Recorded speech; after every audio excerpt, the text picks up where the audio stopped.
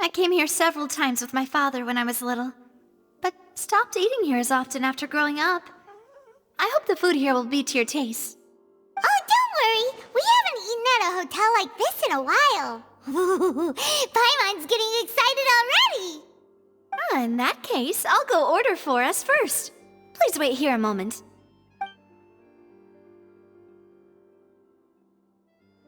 Ooh, everything looks so good. People in Fontaine sure know how to enjoy life. Why, of course. Go ahead, try whatever you like. If the food's good, I'll make a group reservation for the rest of Spina di Rosula next time. And if it's not? Well, then I'll still bring everyone. Albeit with only one dish per table. You, sure have your own way of doing things. Oh, we called this a farewell meal, but we could also treat it like a victory feast, right? We did just win that case after all.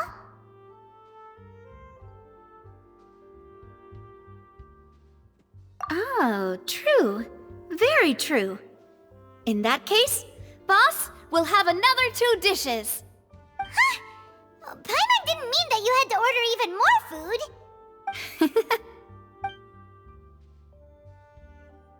Speaking of cases, do you think that the mastermind behind the serial disappearances will get caught soon now that this has all happened? Well, we've certainly taken a big step forward, but I feel that's about it. We know that there's an organization that means to dissolve these young women, but we still don't know what they are really after. If it hadn't happened right in front of us, Paimon wouldn't have ever believed that a person could be dissolved like that. Right? Yet it was because this was such a preposterous notion that the investigation could never really move forward before. Ugh. If only that guy could have finished speaking! We were so close to hearing who was behind it. In such investigations, even the smallest step can seem like a yawning chasm if the trail of clues is cut off. To be honest, I don't have high hopes for any follow-up that the authorities might conduct. It's not that I don't have faith in their ability, it's just that a different perspective is required in some matters. It's easy to guard against and deceive a single narrow perspective. A shift in thinking is required at such times in order to produce a breakthrough. Which is exactly why the Spina di Rosula exist. Those highfalutin folk are not all-knowing. That's why we exist. To seep into the cracks where filth falls through, where their watch fails them. That's the kind of problems we solve. Seems Paimon thought things were simpler than they actually are. It's all right. Well, this was supposed to be a farewell meal, so I doubt you have further interest in this business, right? Let's talk about something else. Like, what are your future plans? That's true. We didn't have a chance to speak to her after the trial ended. It didn't really seem like the right time or place to do it anyway. I see. So, your primary objective, which has been foiled so far, was to have a chat with the Hydro Archon. I've heard that there's a long line of people waiting to meet Lady Farina. I suspect you'll be waiting for quite a while, considering that you missed your chance today. Yeah, we've heard that she's super popular here in Fontaine, and that it'll be tough getting any of her time. Well, would you consider some more, unique ways? Perhaps even methods of, let's say, questionable legality? Guess that's Spina di Rosula's boss for you. Chock full of sketchy ideas. Well, what did you have in mind? Well, one way would be to infiltrate a performance troupe at the Opera House, only to abandon your act at the play's climax and ask to speak to her after the performance. I'm sure Lady Farina would be eager to see the ending, and would agree in order to finish watching the play, don't you think? Could you suggest something a little more practical? This plan seems pretty hard to pull off. We'd have to go learn how to act, and acting's really hard. All right, here's another. Find a way to conceal yourselves under her bed. Then wake her up in the dead of night and demand answers. Don't let her go back to sleep until she answers all your questions. I can personally testify that this one works. When I'm sleepy, I'll do anything as long as I can finally get some sleep. That might work, but that's not really the problem. The problem is we don't want to get ourselves arrested.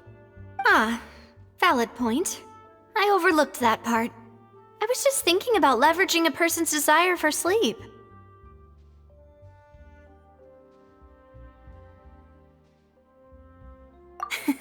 All right, no more joking around. Perhaps you could... Oh, I don't know. Cut the line when she's on a break. You did defeat her in court, clearing citizens of hers from false accusations. False accusations she had nearly upheld personally. I imagine that she feels quite ashamed about the whole thing. You mean that if we catch her while she's on a break, she might be too embarrassed to refuse? Oh, that does make some sense. Why don't we give it a try after this meal? You know, strike while the iron is hot and all. Huh? Paimon, did you drink my Fanta? Was this your drink?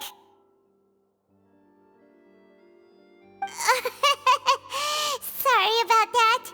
Paimon wasn't really paying attention and the cup was right next to Paimon. Would you like to order another? No, it's fine. We're just about done here. Alright.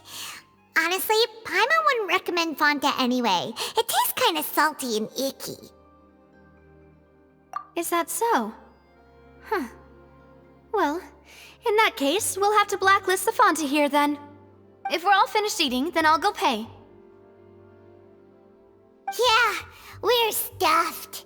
Thanks for the treat, Navia.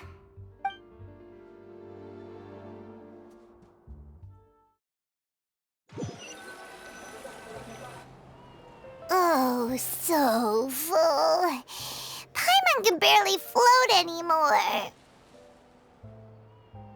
Nah, that would be so... normal.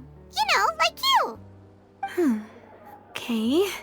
As for expenses this month, we're left with... Hey, Navia! What are you doing over there? Oh, nothing. It was just a meal, you know? Nothing the Spina di Rosula can't cover. Let's get ready to try to meet the Hydro Archon again. Bye, Navia! So this is goodbye, huh? Well, if you do encounter any other trouble in Fontaine, you're always welcome to contact the Spina di Rosula. I'll give your requests the highest priority. In any case, I wish you smooth sailing. I'll see you again, partner. See ya!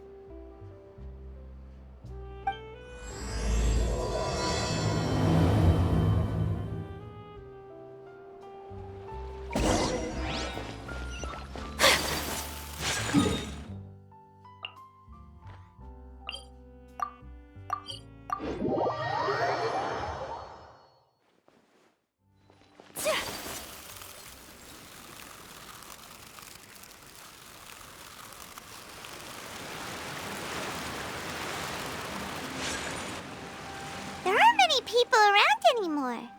Looks like that boat we took to Araneus might have been the last one. Vache. Looks like we're back here again. Huh? Traveler? Are you hearing voices again? Ugh. That's kinda spooky.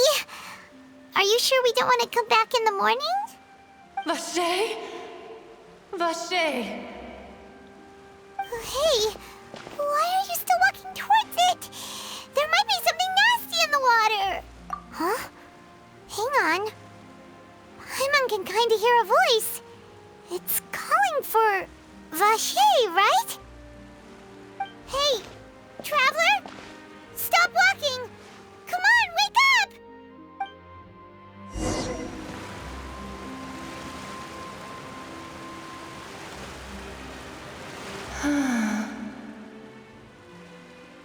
Vache, are you my dear Vache? No, wait. You seem to be someone else. Do you know Vache? Do you know where my love is? Wait.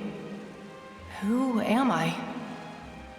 I'm very sorry. I fear I do not know. My memories feel like they have been washed away like a flood. So many fragments dissolved amidst the tide, never to be recovered. How much have I lost? How many things that I once held dear while on land have I since forgotten? Yes, that is what I was once. But now, I am but the consciousness of one who has lost their form. I do not know how I came to be like this either. I only vaguely remember being covered in light blue water, and then all grew dim. I also remember going to many places. I loved adventure, loved exploring places of peril. No matter where I went, Vache would go with me. I knew how dearly he loved me, and I also loved him equally as much. But now, we can no longer go back. The pain of such parting, I never knew how heavy it could be. No, our reunion no longer has any meaning. There is no way for us to create any new memories. The thought of me gives him no succor, so let it lie forgotten beneath the waters. If you meet Vache, tell him not to look for me. Tell him to move on. That is the only thing I still remember. Perhaps that is so. As I was submerged in the waters, losing consciousness, I saw Vache above the surface. His eyes were filled with such sorrow, such longing. If only I could have comforted him, told him that I did not suffer. Indeed, I had felt a great warmth. Is that what you call it? Dissolving? If anything, I consider it a form of release. It was a state of neither fear nor frenzy, with only an endless peace, like the water's still surface. I could also liken it to being a thirsty person who drinks water for the first time, and only then sees how they have lived for so long in a world of endless want and anxiety. I think I hear your companion. It's time for you to go, I think. Farewell, then. I am glad that you were able to sense my presence. Remember, if you see Vache, tell him not to seek me out any longer.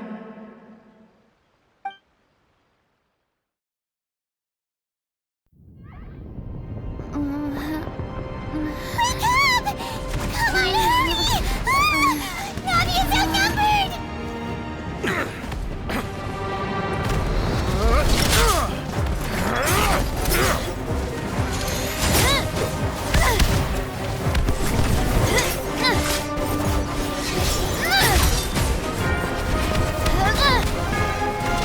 Demoiselle, look out!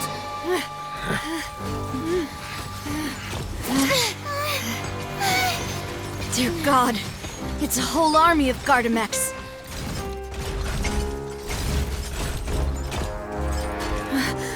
Chlorand?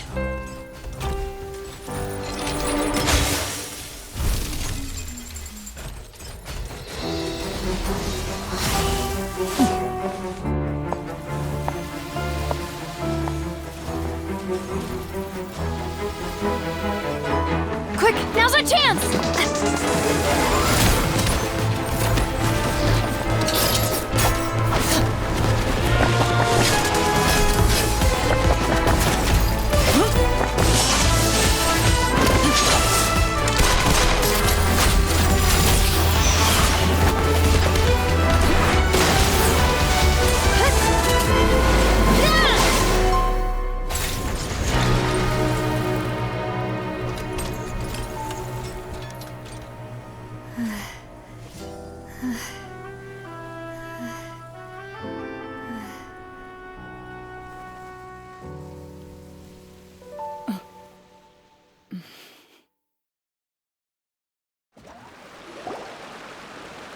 I should thank you for lending us your sword there, Clarand.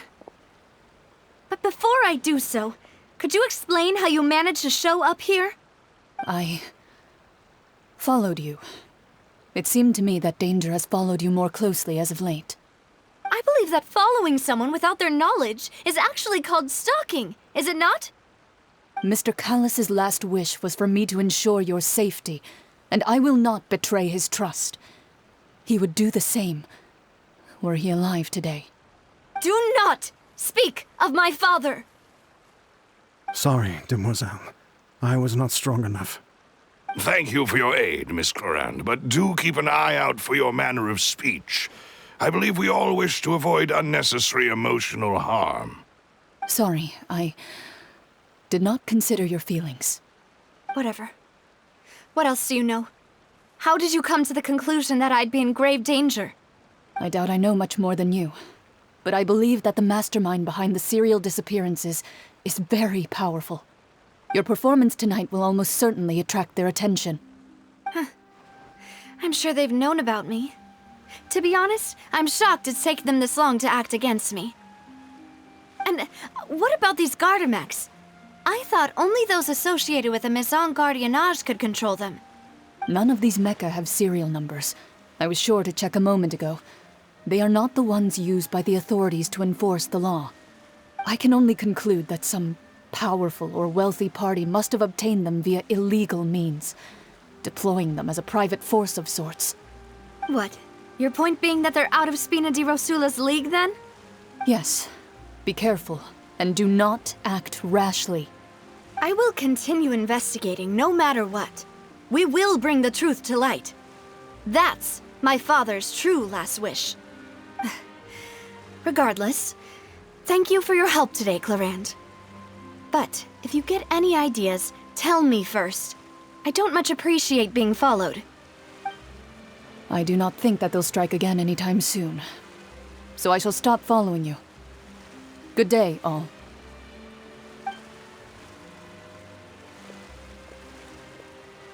Right. I suppose that's the best news we've gotten today. Demoiselle, I believe that Miss Clarand was being sincere with you. If we tried, we could attempt to thaw relations a little. I know, she's... Oh, thank goodness! Paimon thought we were done for! Those Gardamex came out of nowhere while you were unconscious, and Nadia and her gang saved us!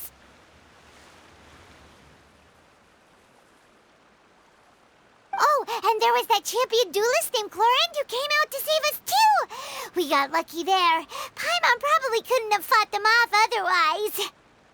Oh, come now. Forget all that polite talk. That wasn't really a farewell meal we had back there. Not for me, anyway. In truth, I hope that every meal we have together shall be a victory feast. As such, we're still partners. There's no need to thank me. It will take 50 years for me to match Demoiselle's magnanimity. If it were me, I would have joined the Spina di Rosula on account of her goodwill long ago. All right, you two. That's enough. Actually, Navia, how did you know that we were in danger? You sure did show up in the nick of time. Well, to be honest, you're the one who tipped us off, Paimon. Huh? Really? Paimon contributed somehow? Ooh, Paimon's even more amazing than she thought! Yes, all thanks to you grabbing my drink by mistake. How did that help? After we parted ways, I was on the way back to one of our bases when I suddenly thought of what you said. That the Fanta tasted kind of salty and icky. Fanta only comes in sweet flavors, so how could it have tasted salty? The color of the drink, if I recall, had also been a bit off. So the Fanta had been spiked with water from the primordial sea? Yes, So, if you hadn't drunk that cup for me...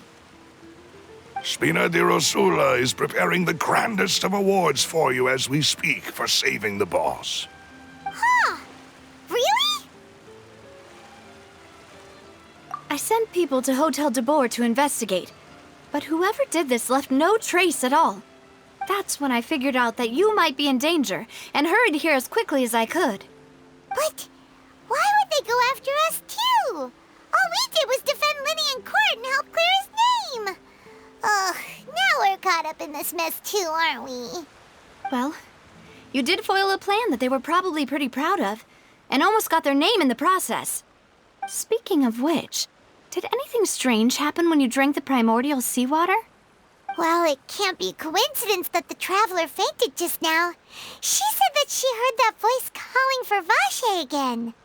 Oh, and this time Paimon heard it too, but it was real faint.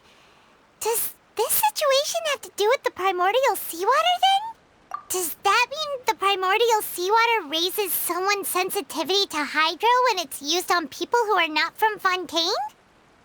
That doesn't sound like too much of a bad thing, to be honest. New intel? While you were out cold? Well, let's hear it, shall we? Oh, that is important. Vache. That name doesn't ring a bell. I suppose he hasn't stepped forward as a witness in court lately. Since he saw that young woman dissolve, he was at least at the crime scene. But he never gave testimony or any information regarding people dissolving in the primordial seawater. Yes, thank you. This is very important information indeed. We will continue to investigate. Oh, you mean you'll help us investigate? Well, you did say that our farewell meal didn't really count. That means we're still partners, right? And besides, we're in this now whether we like it or not. You're not gonna let those people who targeted us get off the hook so easily, are you, Traveler? Demoiselle, do try not to look quite so pleased. You are the face of Spina di Rosula, after all. You talk too much. Well, in that case, let's head back to one of our bases, shall we? I'll arrange accommodations for you. We also have some plans to go over, and hopefully we can deepen our bonds as partners. But we'll take that one step at a time, I guess. Don't worry, you two. With us around, our base is definitely secure.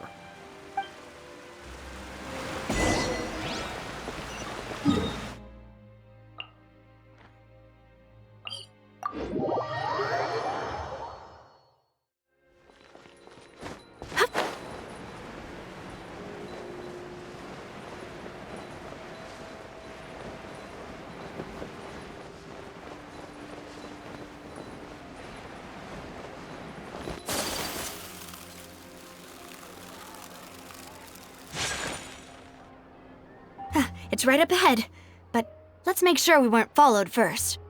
I've been keeping watch, Demoiselle. I haven't spotted anyone suspicious thus far. Very good. But let's not let our guard down for now. I shall find rooms for our respected guests. Thank you, Malus. Now, let's continue, Traveler.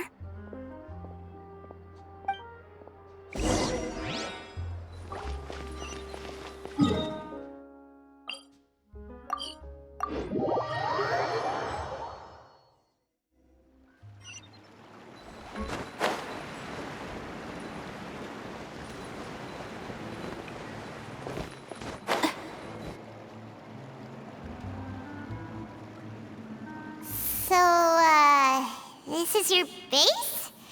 It's not quite what Paimon imagined. Your accommodations have been arranged. Under the present circumstances, I can confidently say it's the best we have.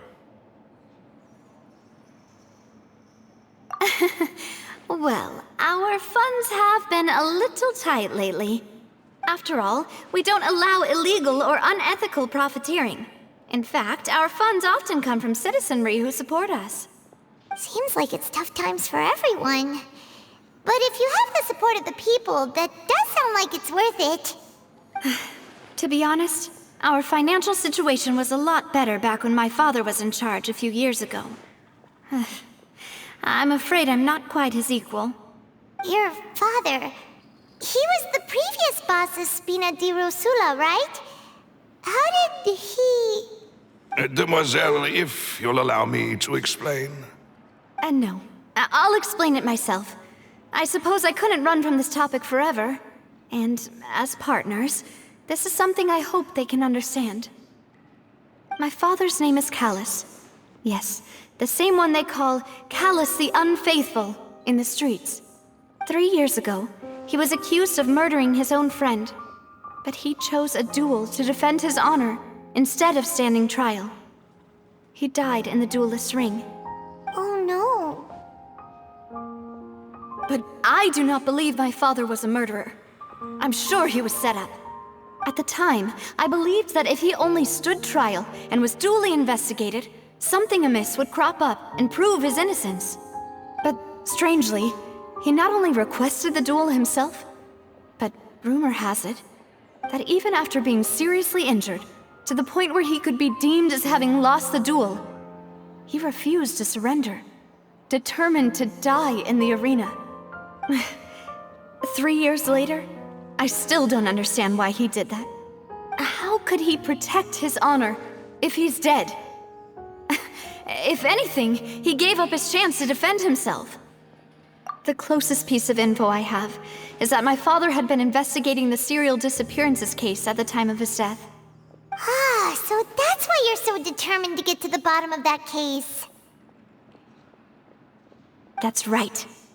I've also tried to investigate the murder my father was implicated in, but I haven't found a single new clue in my countless reviews of the investigation records. However, I believe that if the murder case is related to those behind the disappearances, they must know something. I must know what really happened. Was my father coerced? Framed? Even if he really did kill his friend, I must get to the truth. If only he'd been more open with me when he was still alive. He even hid the fact that my mother died due to complications when giving birth to me. And now, here I am investigating his death. You really are a handful, aren't you, Papa?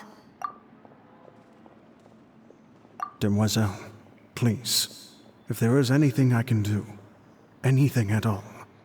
I also will never believe that Master Callus murdered anyone. There are none whom I respect more than the two of you, Demoiselle. Master Callus did so much good in life, yet all it took was one murder case for him to be dubbed Callus the Unfaithful. Even our supporters decreased greatly due to that incident, hence our strained finances at present. Wait, if Callus was such a good man, wouldn't people at least be a little suspicious when he was accused? No. Perhaps people just revel in that kind of drama. It's not something exclusive to people from Fontaine, really. Everyone's like that. People love watching the evil turn over a new leaf, but they also enjoy watching good people fall into an abyss from one slip-up just as much. But how could... never mind. If Callus was really falsely accused, we have to find the truth. He didn't deserve to have that happen to him. There is one other thing. Master Callus's opponent in the duel was Ms. Clorand. Oh, her? Well, then, isn't that as good as saying that she was the one who killed him? Yeah, that's not the sort of thing that you can just let go and move on from. Ms. Clorand has always placed great emphasis on the honorable nature of the duel. If her opponent doesn't yield, she will not stop either. She knew Master Callus beforehand and greatly respected him, but seeing how he was resolute in the arena, there was only ever one choice she could have made. It's not that I don't understand her at all, but I just can't deal with this yet. Don't worry, Navia. Paimon knows how you feel. You don't have to force yourself to do that. Afterward, Ms. Clorand told us that at the start of the duel, Master Callus requested that she ensure Demoiselle Navia's safety. Yes, that is our understanding as well. Oh, Papa.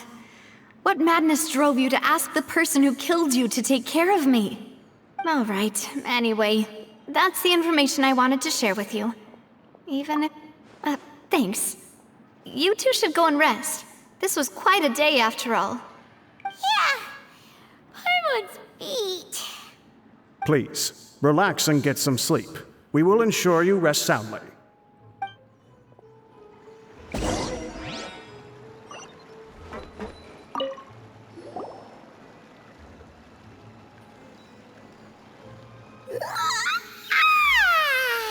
Paimon slept so well. This place feels almost too safe. Huh? Navia? Where did the other two go? I sent them back to Poisson. It's Spina de Rosula's place of origin, and where we have our headquarters. There's not much for them to do here at the moment. Paimon gets the feeling that you're just trying to get them off your back. But never mind that. When did you get back? Were you waiting here the whole time? No, I just returned after going out for a while. I did some investigating yesterday regarding the name Vache. Wait, so you didn't sleep at all? How could I after having such critical new evidence appear? Guess Paimon wasn't speaking for everyone just now, huh? Unfortunately, this name seems to have been wiped from existence. It doesn't seem to have a match anywhere. I suspect that those behind this have already taken steps to hinder an investigation from this angle. But that does prove that this Vache person is a key witness in the incident. Does that mean we're too late, though? No. There is one ray of hope. One place in Fontaine that they would find almost impossible to threaten, no matter how much they wanted to. And that is the archives kept by Chief Justice Neuvillette, a place where detailed files on all the cases in recent years are kept. If the Oceanette you met is one of the young women who went missing recently, we should be able to find some related information there. So Neuvillette maintains an archive of case files? Whew, guess that's the hard-working Chief Justice for you. In that case, let's go talk to him, shall we? Aren't you coming along, Navia? Did you get tired? No, it's nothing. Let's go see the Honorable Chief Justice.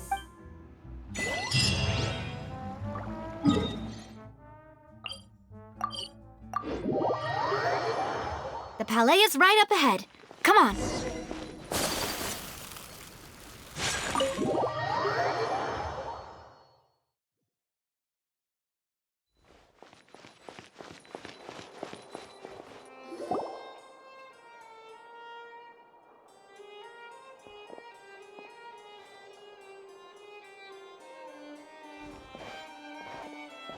Halt! Please state your business here. The Chief Justice is presently occupied with official matters. This place does look pretty heavily guarded. Guess that proves that Neuvillette's files are really secure. Hey, don't you recognize us? Huh? Who are you? Just to be clear, I don't care who you are or who you might be related to. Our rules make no exceptions. See? They've got great discipline, too. Yep. Paimon can tell. If you're here just to crack jokes, I can point you towards the exit. Unlike some, we're busy, so please leave if you don't have a reason to be here. No. What I meant to say is, shouldn't you remember us from a few days ago? We were at the trial of the great magician Linny. Oh, yes, I remember. I read about it in the Steambird. You must be Linny's attorneys. It's all coming back to me now. We're here today to report and archive some information on a follow-up case. Huh, is that even a thing? Of course. Don't Don't worry. We're here on official business. All right then, I'll let you through. The Chief Justice is just inside. Ah, thanks so much.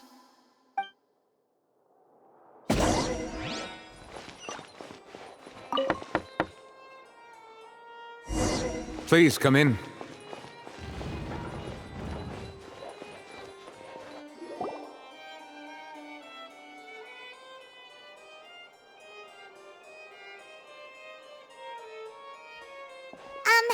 Sorry to barge in, Monsieur Nervalet. We only lied to get in because we didn't know any other way. It's all right. Please let me know how I may be of assistance to you. So you're not mad at us? We're looking for a man called Vache. He may have been an eyewitness in the serial disappearances case. If we can find him, we may be able to unearth some key information on the case. Ah, I see. In that case, please wait here a moment while I browse through the files.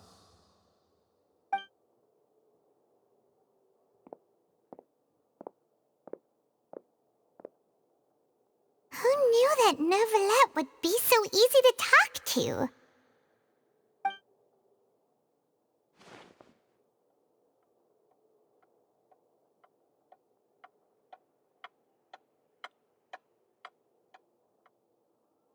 Unfortunately, I'm quite certain that no one by the name of Vache has been involved in any case, criminal or civil, in the past several years. There are no records of him either in the files or in my memory. Traveler, what if it was really just a dream? Is that so? All right then. Thank you so much, Monsieur Neuvillette. We'll take our leave now. Ahem.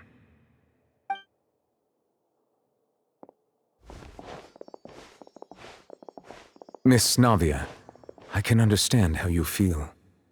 Your father, Callus, was a truly exceptional man. We deeply regret his passing. And what are you trying to say, Monsieur Neuvillette? Are you trying to console me? Extend your sympathy? Or just express some tendril of regret? No. You are not trying to do any of that. I can hear it in your voice. There's no emotion behind your words. You only said those things because you felt like you should. It's just like last time. After my father took his place in the duelist ring, I pushed through the guards to talk to you as a last resort. You even told me then that you thought there was something fishy with the case, yet you still allowed the duel to go ahead. In your eyes, the value of a human life is nothing compared to those cold laws you hold so dear. If you truly regret my father's death, then why didn't you call a stop to the duel? Why didn't you give me the power to stop him from throwing his life away? Why did you just let him die, despised and hated by all? Everything was hanging on a thread at that moment. Just the tiniest effort could have changed everything. There are still so many things I never got to tell him. So many questions he still owes me answers to. If you really have no heart, then just look me in the eyes. I, Navia, will show you the true meaning of regret. I'm sorry, Miss Navia. You and my father are truly alike. You keep all kinds of things in your heart and never say a word to anyone. It's not so much that you can't feel, but that you would never express anything. Oh well. In any case, everyone already knows full well the apathy of the Chief Justice. My apologies for taking my emotions out on you, Monsieur Chief Justice. Let's go, Traveler and Paimon.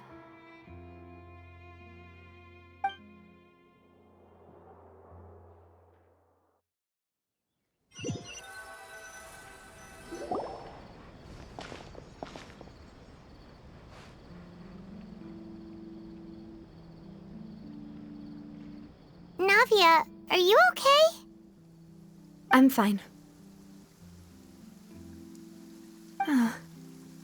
Rain. It's raining. You're right. Wasn't it still sunny when we went into the building? And there shouldn't be any active trials today. How strange. Now that I think of it, on the day my father was convicted of murder, it was also raining. What is it? Did you think of something?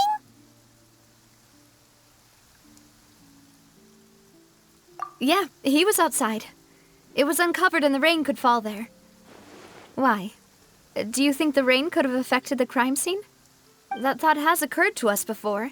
We've even expanded the search area to try to account for that, but didn't find anything of value. Oh? Wait. You don't mean... So you're saying that the true murderer could have been turned into water and then got washed away with the rain? Yeah, and if that's what had happened, then no one would have believed your dad, even if he explained what he saw to the authorities. I really think I found a true genius for a partner. You're completely right. How did I not connect the dots earlier? All right, let's go to Poisson. With this new lead in mind, we'll get to the bottom of my father's case for sure. Yeah, we're gonna make progress for sure this time. Do you want to go with me now? Or do you want to head over by yourself later?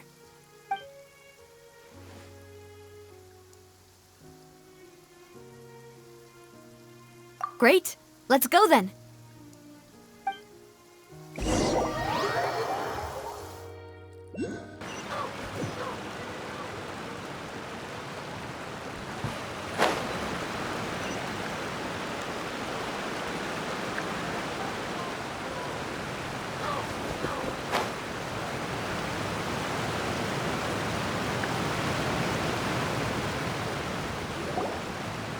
Whoa, what a huge ship! Why would a ship be anchored at a place like this? There's no need to be so surprised. While it may look like a ship, it's actually Spina di Rosula's headquarters. My father was the one who asked for it to be built like this. Perhaps our taste in exterior design is the only thing we occasionally had in common. A gigantic and glamorous ship embodies discovery, opportunity, ambition, and conquest. It symbolizes Spina di Rosula's bright and limitless future. And Paimon thought you were bluffing when you said Spina di Rosula had a glorious past.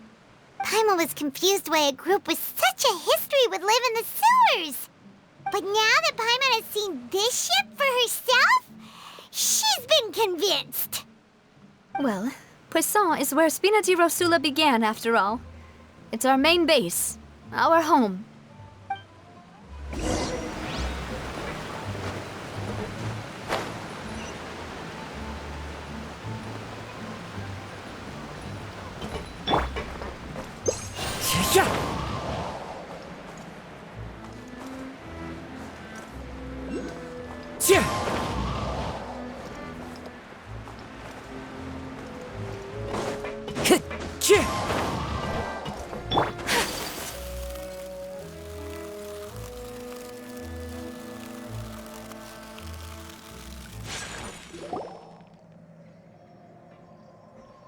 Melus, we're back! Apologies for the wait, demoiselle, and our most important partners. You said before that you still had some business at the court. What brings you back to Poisson so quickly? About that. It's because my partner here reminded me of something really important. You see, what if my father's case had something to do with water from the primordial sea? You still remember, right, Melus? On that night, it was raining? Yes, the case was quite similar to that of Mr. Linney's. Both were what you'd call impossible murders. Could you tell us a bit more about what happened before? Yeah, of course. Many years ago, something called synth began to gain popularity in Poisson. At a glance, it was a kind of drink that could excite your mood and produce many pleasant hallucinations. Wait! Didn't that guard guy who turned into water also mentioned that the primordial water could be used to produce some kind of potion? Yes, he did. Considering what we know now, it's almost certain that synth is created using water from the primordial sea. If you drink synth for an extended amount of time, you'll suffer many side effects, such as losing the ability to focus or control your emotions. And if you were to stop drinking it completely, you'll experience flashes of paranoia and anxiety while lacking energy to do anything. It's an extremely dangerous substance. As he oversaw Puissant, my father was compelled to put a stop to synth abuse and called for a complete ban of it. Boss's uncompromising attitude incurred the synth vendor's wrath, but no matter how much they threatened or bribed him, he refused to yield. Not only that, Boss became determined to find the mastermind behind the synth operation and put an end to the problem once and for all. Yes, but the enemy was very cunning. So he could never get anything out of the dealers, all of whom only sold the stuff and weren't privy to the rest of the operation. Recognizing that, my father decided to contact the dealers in secret and cultivate personal relationships with them. Finally, he was able to convince someone to become his informant. The man's name was Jacques. He felt greatly ashamed about his work after seeing many families destroyed by synth abuse. That night, my father hosted a banquet at his countryside estate. He planned to meet up and exchange information with Jacques over some food. But then, we heard 2 gunshots from the courtyard. We raced to the scene and found my father, still holding a gun, and Jacques, who was already dead on the ground. Huh? How did that happen? Aren't they on the same side? Sounds just like Lenny's case, doesn't it? In both cases, the culprit seemed obvious, but neither appeared to have any motive at all. Looking back on it, though, I now believe the most important clue was something we all overlooked at the time. There were pieces of clothing left at the scene. Precisely. It's all thanks to you that I made the connection now. Back then, we all just thought they were some costumes that Jacques used to disguise himself at the banquet. But, considering it now, it's almost certain that they belong to a third person at the scene. With one extra person, we'll also need to reconsider why the 2 shots were fired. You're right. We still don't know what happened. But my intuition tells me that we're on the right track to figuring it all out. I'm finally headed towards the truth. Jacques was an empathetic man who was infinitely remorseful for his past actions. It's unlikely that he turned on Boss with 0 warning. I think this third person is probably the key to the full truth. On that note, however, even though this will not please you, demoiselle, as your and your father's butler, I must still offer a word of warning. Our opponent is insidious and cruel. They are extremely difficult to deal with, and Boss has already lost his life trying to bring them to justice. Even though Spina de Rosula has lost most of its former glory, Poisson has welcomed a new time of peace, and we have been allowed to live out our lives. There is no need to follow your father's path. It would be both wise and in line with Boss's wishes to step back and give up on the case. If that's indeed what he wished for, then he should have told me that himself. Was I not the closest person to him? And yet, I was the one most kept in the dark. What was the point of him dying without sharing any of the secrets he knew? Did he manage to protect anything in the end? Synth is still here. Callus the Unfaithful is still his epithet. And Spina di Rosula is barely getting by. Nothing has changed. Did he think I'd just accept his meaningless death and live out my life just as meaninglessly? I've never accepted that, ever. Not since that day, and certainly not now. I want to find out the real answer for everyone's sake. For the missing girls, for the victims, and for myself. Navia. This is indeed the best moment to act. Your partner appears to be quite reliable, and more importantly, demoiselle, I think you're also ready to take this on. So you do know something else, Maloose? Yes, I do. In fact, even before that banquet, Boss already knew of the connection between Synth and the serial disappearances case. But what drove all the tensions to the boiling point was the revelation that you, Demoiselle, had been selected as the next target to disappear. What? Boss also didn't tell you that he had been diagnosed with a rare illness. The doctors told him that he had no more than 5 years left to live. And the serial disappearances case caused him great anxiety. 5 years was nowhere near enough time to resolve this long-standing conflict. But once he passed away, all the danger would pass on to you. Knowing all of this, he decided to use one final intimidation tactic before his death. He claimed to have already gotten his hands on some key incriminating evidence for the other side, and even told some members of Spina di Rosula about the details. But as long as you remained safe, he would not share the evidence with the public. If something were to happen to you, then he and all those he told would immediately expose all they knew about Synth and the disappeared victims. Right, so nobody would be able to get off scot-free. As we've seen, Boss's tactic has worked. Even though Boss has been gone for a long time, the other side has not tried to take Demoiselle's life. No, I don't believe it. He never appeared to look sick to me. No father wants their daughter to see them weak and haggard, especially someone as proud as Boss.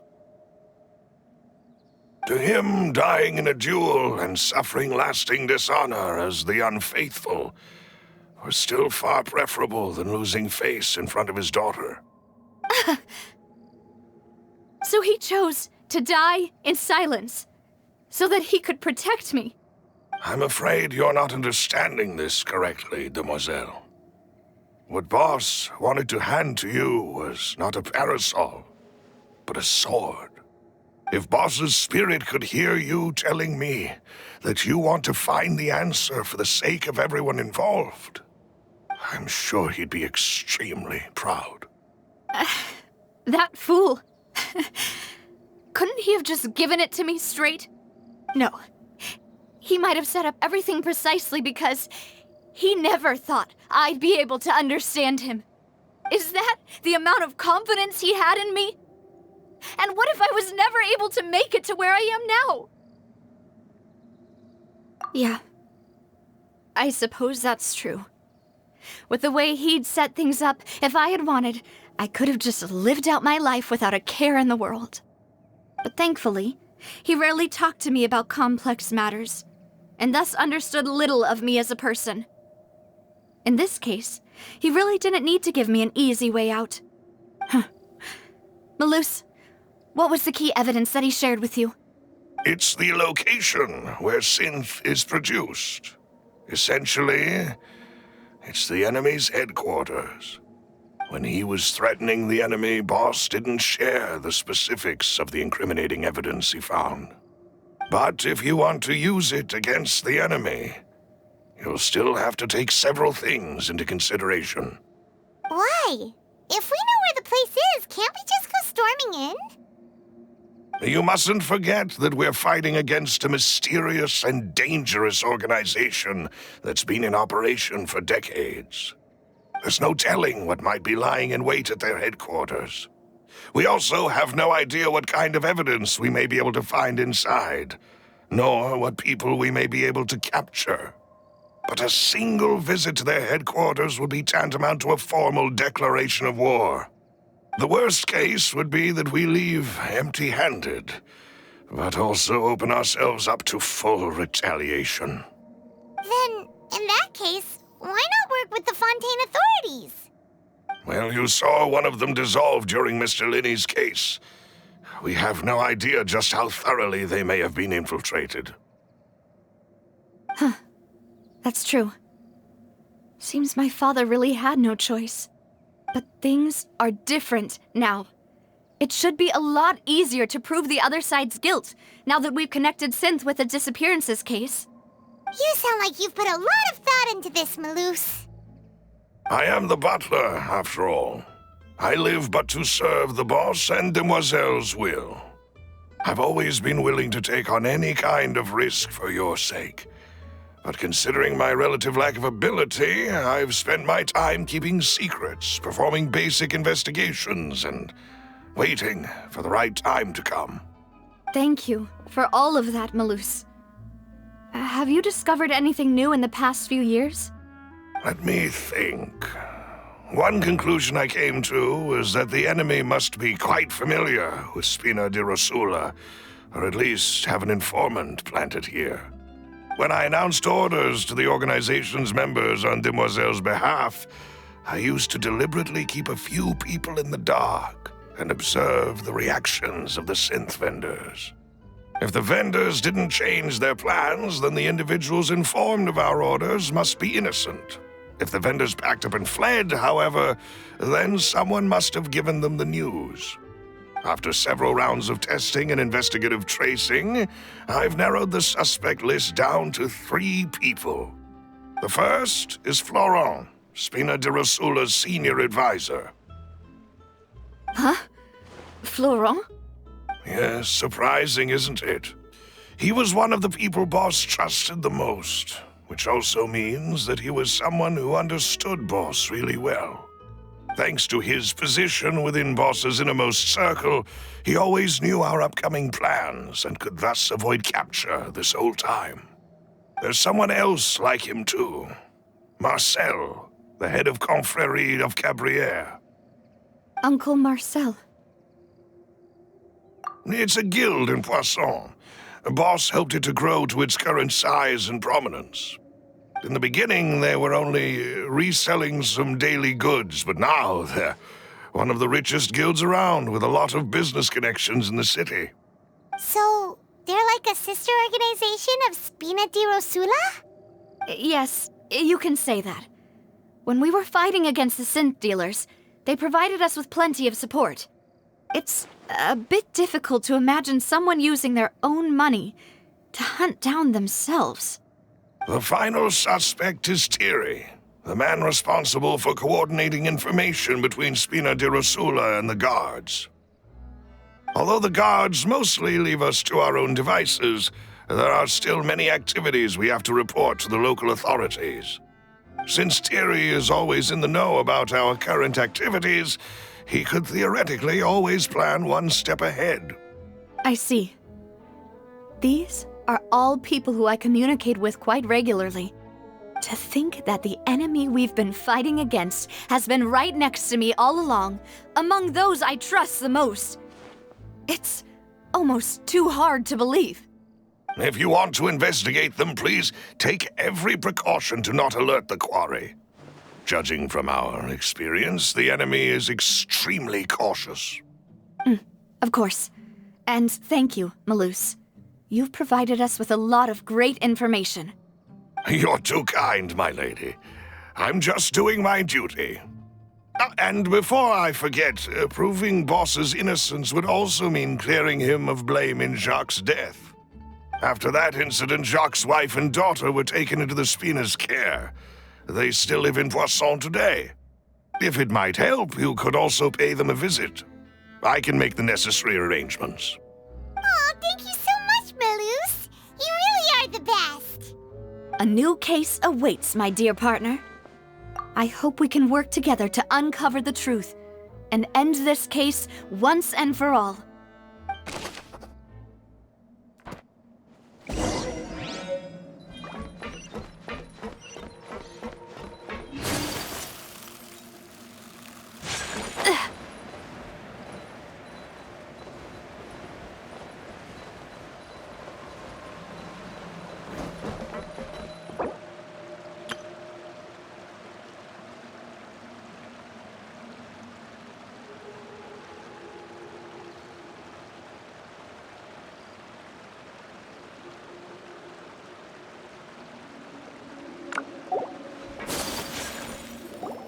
It is settled, then. Please excuse me, and enjoy your conversation at your leisure. Thank you for arranging everything for us, Malus. Excuse me, miss. Do you need anything from us? Oh, Hey, Navia's all quiet. This isn't like her at all. I'm sorry that I only came to visit after all this time. After what happened, I didn't know how I was supposed to face the two of you. Ah, if it's about that, there's no need to apologize. After my husband died, Spina di Rosula sent us a lot of mora and support. I understood your guilt and apology to be genuine. But aren't all of those things nothing compared to the loss of Jacques? I can understand the kind of pain that comes with losing a father so needlessly. You don't understand at all. I didn't know how to face you, because I didn't know what I could possibly bring as a consolation gift. I know only the full truth could bring closure to you, and to all of us. Mm-hmm. I'm sorry. I appreciate the sentiment, but you don't have to carry all that guilt. On the matter regarding my husband, my daughter and I have more or less found our answer already. Would you mind sharing it with me? I really can't believe that my father could ever bring himself to shoot Jacques. I always knew that my husband's money was earned through others' suffering. He told me countless times that if he could turn back the clock, he would never go into the synth business again. He had many regrets, and felt that he took the idea of providing for his family too literally. For the longest time, he thought mora was everything. So when Mr. Callis came to him with a proposal, he accepted it almost immediately. He tried to be as careful as he could, but even so, he was still found out by the higher-ups. They found out about his betrayal? Papa didn't say that exactly, but Papa did tell me that I should never be ungrateful. Before he left that day, he told me that he had no choice. It was only later that I realized it was his final farewell to the two of us. I don't know that for sure, but you could say that's the conclusion I eventually came to. Which is why I'm the one who should feel guilty. Callis had always taken great care of us, both when he was still alive and after he passed away. Even if he fired the shot that killed my husband, it was likely in self-defense. It is impossible for me to hate him for what he had done. But Mama, why is Papa still the bad guy if he did the right thing? Papa always wanted to be a good man, so why did he have to do a bad thing in the end? Well, things aren't always as they seem. You still feel like your papa was a good man, right? Yeah, Papa was a really good man. The best in the whole world. Then you should hold on to that. If a good man had to do a bad thing, then he must have had his reasons. Regardless of whether he left you a parasol or a sword. He must have done so to give you a better life. Oh. Thank you for everything you've told me. I will definitely find the truth. The current state of things is not something I'm willing to just sit back and accept. Thank you. I'm very grateful to hear this from you. Even though your personality is quite different from your father's, your determination when you speak is really similar. You really think so? That's the first time anyone said that to me.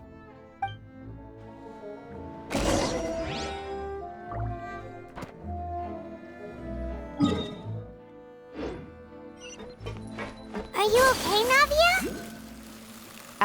I'm fine. Don't worry. Let's investigate the 3 suspects next. Florence should be nearby. Greetings, boss. How may I be of assistance today? I'm sure you've heard about what happened at the Opera House. Someone got turned into water right in front of us. Yeah, I've heard.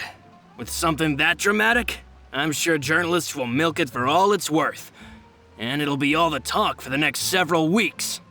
It also reminded me, on the day that the incident happened with my father, it was raining outside, and we found some clothes left at the scene. After my partner here put the dots together for me, I feel like we should try to reopen his case. Can you do me a favor and try to recall what happened that night? Let me think. Mr. Callus was feeling pretty upbeat that day. So he was drinking and bantering away with us at the table. After that, he told us that he wanted to go get some fresh air. So we let him go without thinking much of it. Who knew that we would hear 2 gunshots ring out right after? My first reaction was that Mr. Callus's life was in danger. So I grabbed my holster and made a mad dash toward the scene. But when I got there, it was already too late. Mr. Callus was standing over a dead body with a gun in his hands. All we could do was look back and forth at each other, not knowing what to say. So you also remember 2 gunshots then? Indeed. The guard said that the first shot didn't hit anyone, while the second killed Jacques. But I've never really bought that explanation. Reason being, Mr. Callus had left his gun on the table. I even made sure to confirm that before running to the scene. But according to the guards, that doesn't mean he couldn't have had other guns on his person. About the clothes left at the scene that you mentioned, do you think there was a third person there who was turned into water? At least from our perspective, my father had no reason to kill, so he would also have no reason to bring an extra gun with him. The gun he was holding probably belonged to Jacques, or a third person on the scene. Yeah, that makes a lot of sense. So you're saying Mr. Callus ended up with the gun because he seized it from one of the other guys? But hold on. If that's what had happened, then why didn't he share the truth with any of us?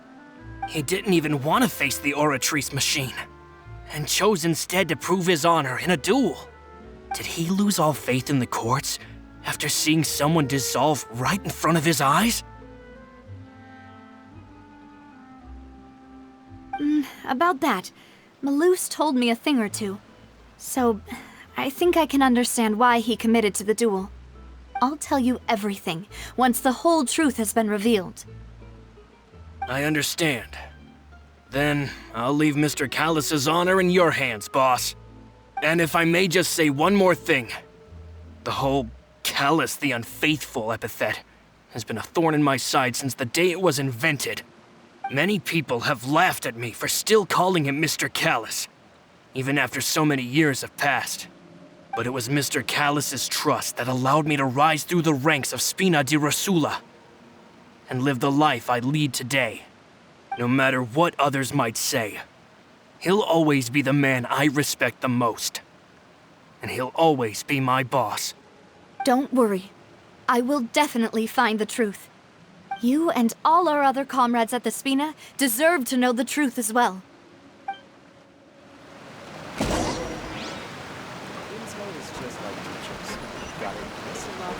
Starter.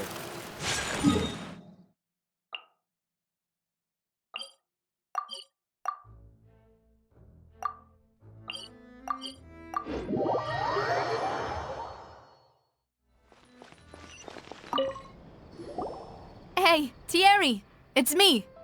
Oh, now, what brings you here, Miss Navia?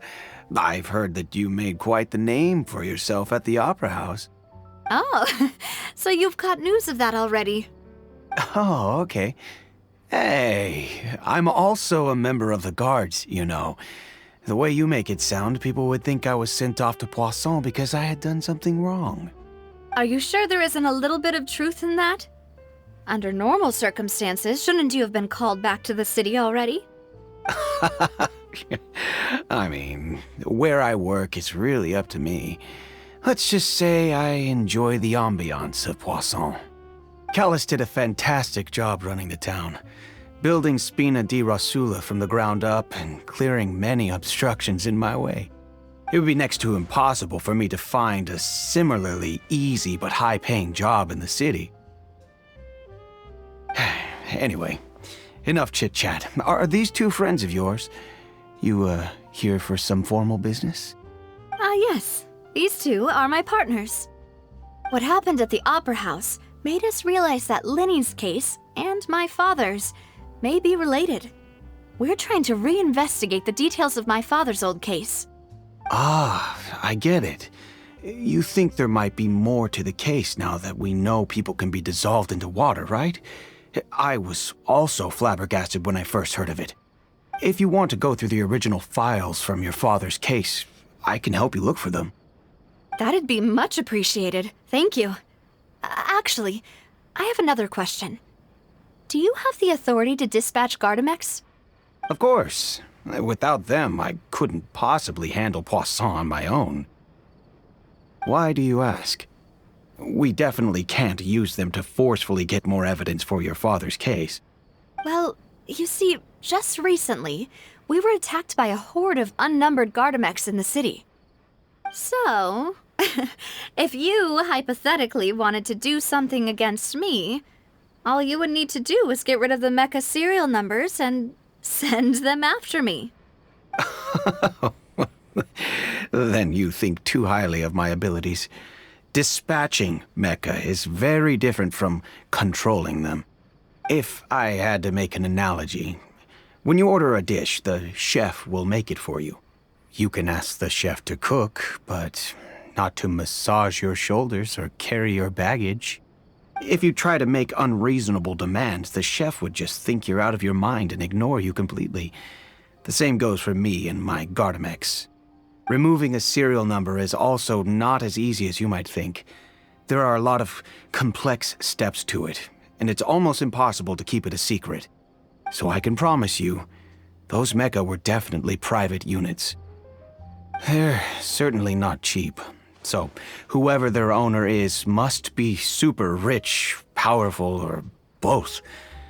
Now that you mention it, though, being in the synth business would definitely be profitable enough to afford this.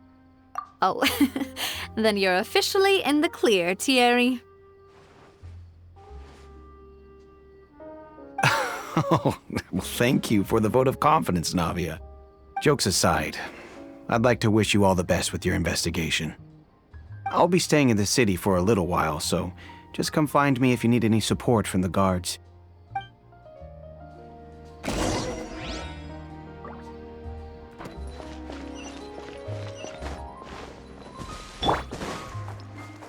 Follow the wind.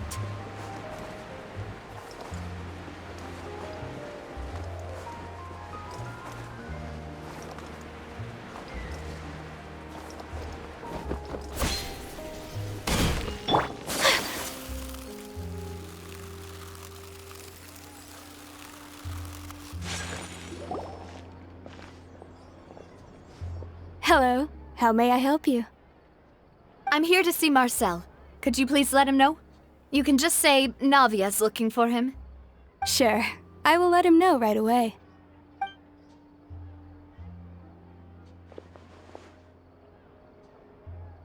Navia, hello. Sorry to keep you waiting. I'm not as young as I used to be, so my legs are giving out a bit. Oh, it's all right, Uncle Marcel. There's no need to stress. I just wanted to talk to you briefly about what happened in the Opera House. I'm sure you saw everything too, right? Yes, I've never seen anything so strange. Oh, you were at the Opera House too? That's right. I went there with Navia to see the magic show. Who knew it would turn into a whole murder mystery? I also witnessed your marvelous sleuthing work. Quite impressive. To beat the Hydro Archon at her own game on her own turf, I can already imagine everyone in Fontaine discussing your exploits over a few glasses of wine. Oh, Paimon doesn't want to become the talk of drunkards. Apologies. It's just how Fontaine is as a nation. Everyone loves drama and theatrics. Uncle Marcel, you've also noticed that other thing, right? The fact that humans can dissolve in water? Yes, I was reminded of your father's case right away. Is that what you're investigating now? Exactly. I still don't have much solid proof, but I can sense that the other side has already begun to act. Oh, and what makes you say that? We were attacked on Araneus by some unnumbered Gardamex. And there was also an attempt to get me to drink water from the primordial sea. If not for the vigilance of my partner, I probably wouldn't even be here talking to you right now. Oh, you're giving us too much credit. Wasn't it you who protected us? Alas, it seems things are heating up again. The peace that Callus sought so dearly will soon become a thing of the past. But rest assured, Navia, Poisson will always remain a safe haven for you. If you're scared, you can always return there. If anyone dares to lay their hands on you there, the Confrérie of Cabrières will use its funds to the last Mora to bring them to justice. Thank you, Uncle Marcel. But I don't intend to go into hiding. I'm going to strike while the iron's hot. Do you have any new thoughts on my father's case? About that. Sorry, my age is catching up with me, so it'll take me a while to recall my memory.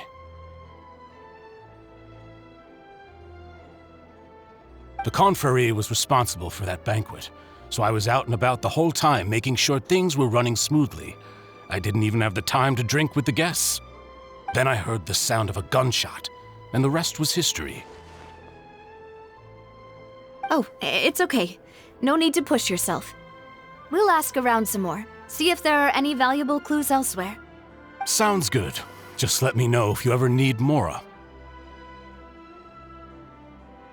All my wealth comes from Callus's patronage and support. I'll spend however much it takes to clear his name.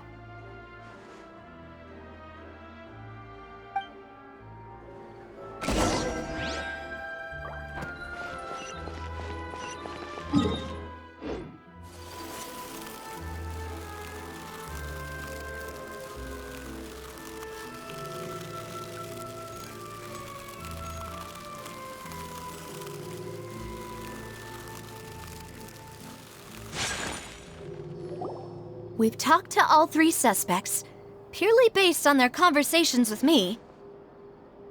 None of them sounded particularly suspicious.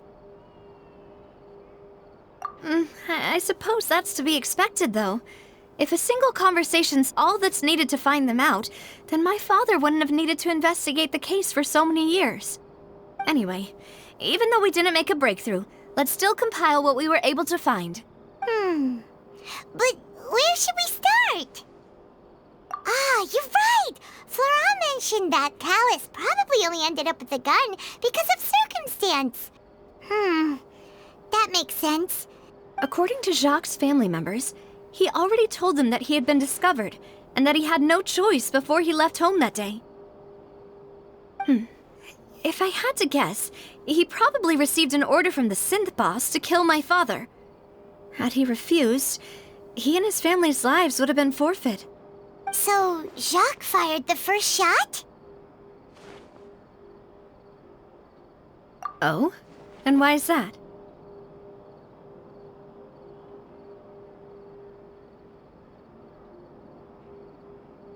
Ooh, that's a good point. Jacques probably already knew that he was just being used as a tool for murder. And once he had completed his mission, he'd be of no more use to his boss. So, what would make more sense from his perspective would be to turn his back on the Order and seek protection from my father. Makes sense. But without evidence, that's still just a theory. Besides Jacques, the attack from the Gardamex has been bothering me quite a bit as well. It's obvious that our enemy has become more antsy after the secret of the primordial seawater was revealed. Do you think he knew, even then, that we'd follow this lead to the end? Given everything that's happened since, it's quite possible. But who among the three suspects would have the ability to control privately owned Gardamex? Thierry, you say? Huh. It is possible that he's figured out a way to convert the Gardamex for personal use. But I didn't feel like he was lying when he was talking to us about the mecha. I also don't think he'd be able to keep that kind of tampering under wraps. Yeah, had he actually tampered with the mecha, we'd be able to prove it with a simple check of the guard's inventory. If the mecha were taken from the guards, it should be pretty easy to find out when and how that happened. Florent? It is true that he was closest to my father, and thus had the best chance of learning about his dealings with Jacques. But as Spina di Rosula's advisor, his work mostly deals with personnel and security, so he shouldn't have much means when it comes to finances. So you're saying he's too broke to afford a mecha army? Exactly. He can't. And even if he could, I don't think he would be able to dispatch a whole group so quickly. Uncle Marcel? My father did really trust him. And they worked together on a large number of projects. Maybe that's how he got to know Jacques. And with funds from the Confrérie, he could also afford a large number of Gardamex. It's still really hard for me to imagine, though. After all, Uncle Marcel has been around since I was just a child. Also, wouldn't this mean he has been spending a whole lot of mora and energy to fight his own synth business? Who could it be?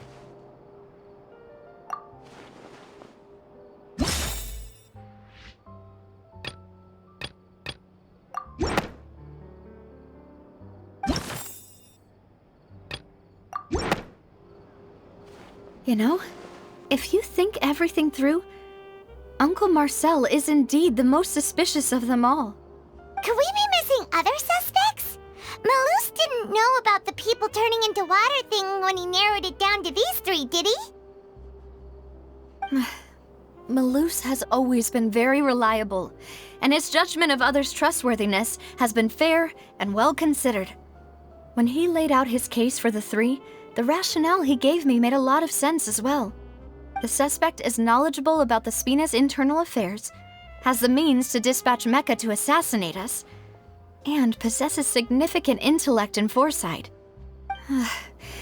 Even if I don't want to believe it, I'm starting to see how things could all tie back to Uncle Marcel. Well, we still have another trump card on top of all the theorizing and speculating. Yes, Malus did say that charging straight in there would be extremely risky, but we don't have any other options right now. We need far more solid proof before we can hope to go charging in on our enemy. Navia, here you are. Oh, I've been looking for you. Huh? Aren't you the guy from the guards? Did something happen? Yeah. News came from Irenaeus just after you left. We've got another trial on our hands. Wasn't that place built specifically for holding trials? What's so newsworthy about this one? I know. But they said the person they're putting on trial is a Fatui harbinger called Tartaglia. What? Is that someone you know? Yeah, we know him.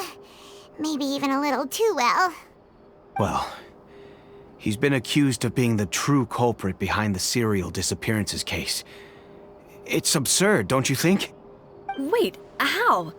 None of our investigations have had anything to do with him. That's what I thought was strange about it, so I came to tell you the news right away. If the charge against him stands, then it'll be next to impossible to get the guards to support any of our planned investigations. Right, because they'll think they've already found the culprit. Yeah, and it'll be a lot harder then to clear Mr. Callus's name. I understand. Well, partner, what do you think we should do? We still haven't found any conclusive evidence. Huh? Split up? What do you mean?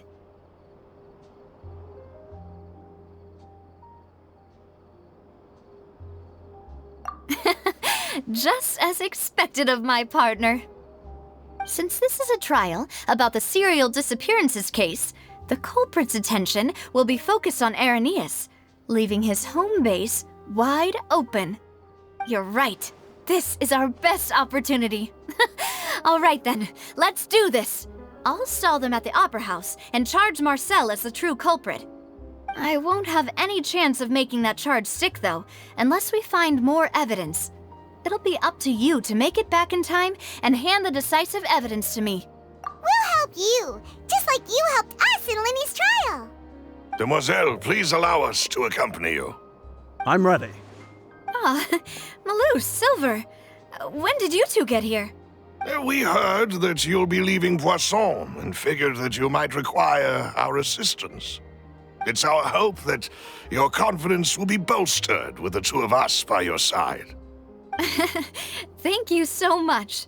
Then, let's make haste for Arrhenius. Paimon, Traveler, I'll see you at the Opera House. See you then!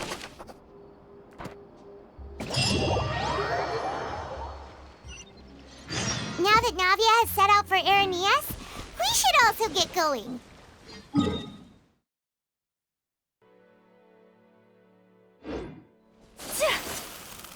The location has already been marked on the map, so let's head over.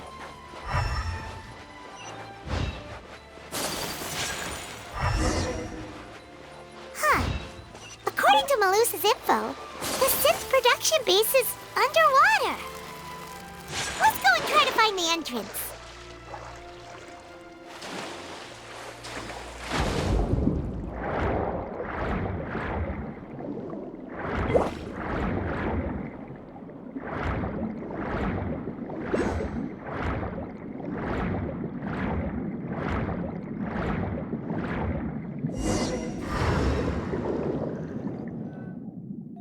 Finally found it! Huh. So this is the entrance that leads to the synth production base.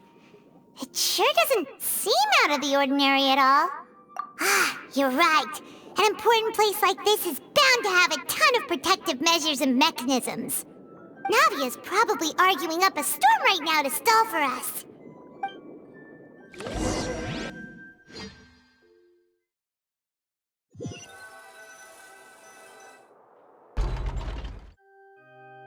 It would appear that I must repeat my question again, Mr. Tartaglia. Do you accept the charge that you are the true culprit behind the serial disappearances case? To be perfectly honest, I don't understand your country's complicated court system, or the reason why I'm being charged with something I've never even heard of. However, I did hear that people who have been charged can choose to participate in a duel to clear their name. Is that right? In which case, as long as I accept the charge, I can have an all-out fight with that champion duelist Clorend, right? I've got to admit, that's one of the most enticing offers I've ever received. When I privately sparred with her last time, she was obviously holding back. Real disappointing. Hey! Don't you understand? You're currently the prime suspect for a major case. This isn't the place for you to be looking for fights. Oh? Sounds like the Hydro Archon wants to lecture me on the ways of the Opera House. Then why don't you duel me too? I'm the kind of student that learns best in the heat of battle. No. That's not what I meant. Alas, it would appear that communication with the defendant is going poorly, and we have made very little progress. In that case, let me explain everything from the very beginning again. The goal of this trial is to determine the culprit behind the serial disappearances case. That case had nothing to do with him! You've got the wrong man! Huh? What's going on? Why is she interjecting again? I told you it couldn't be one of the Fatui Harbingers. Miss Navia, this is the second time you've interrupted the court proceedings. I only tolerated your behavior last time because you were able to provide the court with a key eyewitness. But that was an exception rather than standard court protocol. I can very well charge you with contempt of court for your interjections. Oh, please. Did you ever think I had any respect for this place's pointless theatrics? We can put that discussion aside for now. I'm not here to argue with you. I'm here to charge the true culprit behind the serial disappearances case. And if my charges prove true, then Tartaglia here will be proven innocent by default, correct? Oh, a young lady has charged in and offered to clear my name. How fascinating. Well, I'd gotten half bored to death by all these rules and procedures anyway, so I'll take you up on that offer. So, Your Honor, is there nothing else for me to do now? You may take a seat for now in the audience, but that doesn't mean the suspicions against you have been lifted. Now then, Miss Navia, who is the person you would like to charge instead? That person is...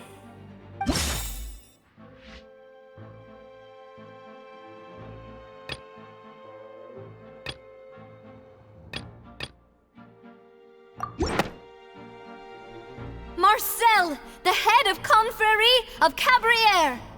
Huh? What confrérie? Never heard of them in my life. I've heard of them, but weren't they Spina di Rosula's sister organization?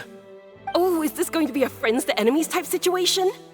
Please let me remind you, Miss Navia, that charging someone is an incredibly serious matter. Committing to the charge also means taking on the legal responsibilities associated with it.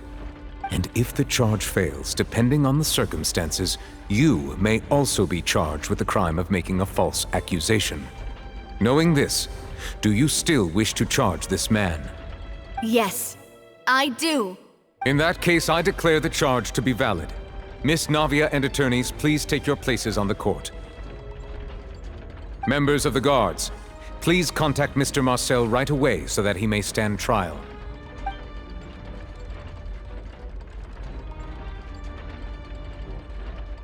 Mr. Marcel, you will not require an attorney. Is that correct? Apologies. It all just happened so quickly. I still haven't figured out what's going on. I think an attorney won't be necessary. This is probably just a misunderstanding between me and Navia. Very well.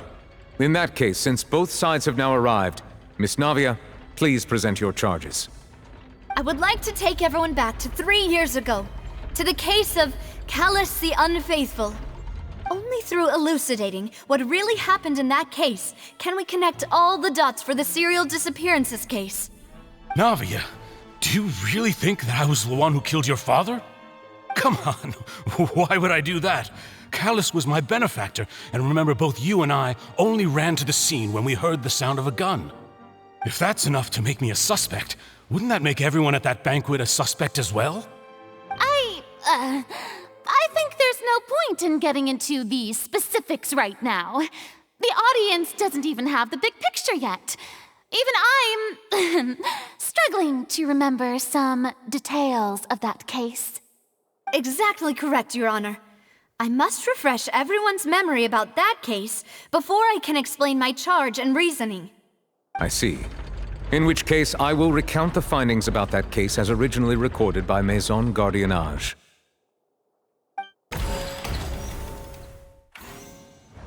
On the day of the murder, Spina di Rosula hosted a large banquet in a countryside estate owned by the Confrérie of Cabrières. During the banquet, all attending guests heard 2 gunshots from the courtyard. When the guests arrived at the scene, they found the primary suspect, Callus, holding a gun, while his acquaintance, Jacques, lay dead from a gunshot wound. The guards' investigation did not recover any other firearms from the scene. As a result, they concluded that the suspect's first shot must have missed, while the second must have taken Jacques' life. The suspect did not dispute this conclusion, and also declined to defend himself in court. Instead, he chose to prove his innocence through a duel. Callus was defeated by champion duelist Clarand in the ensuing duel, and soon succumbed to the injuries. These are the known facts about the case.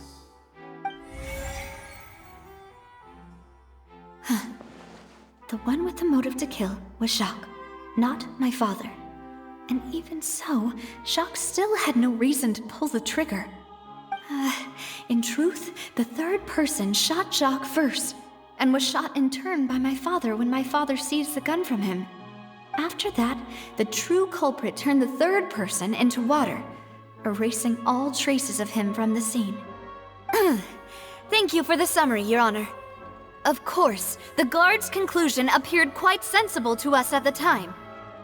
However, we should revisit the case now that we've gained new information about the abilities of water from the primordial sea.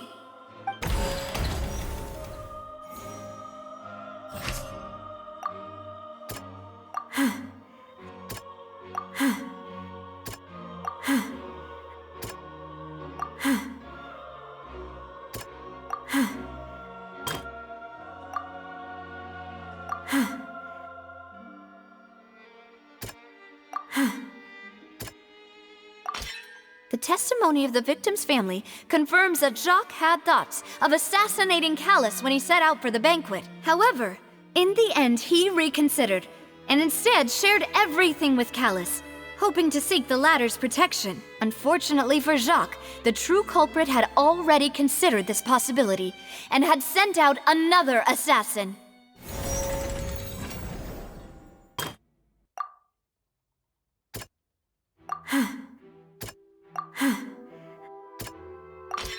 This assassin first shot Jacques, then turned to shoot Callus, only for Callus to wrestle the gun from him and kill him instead.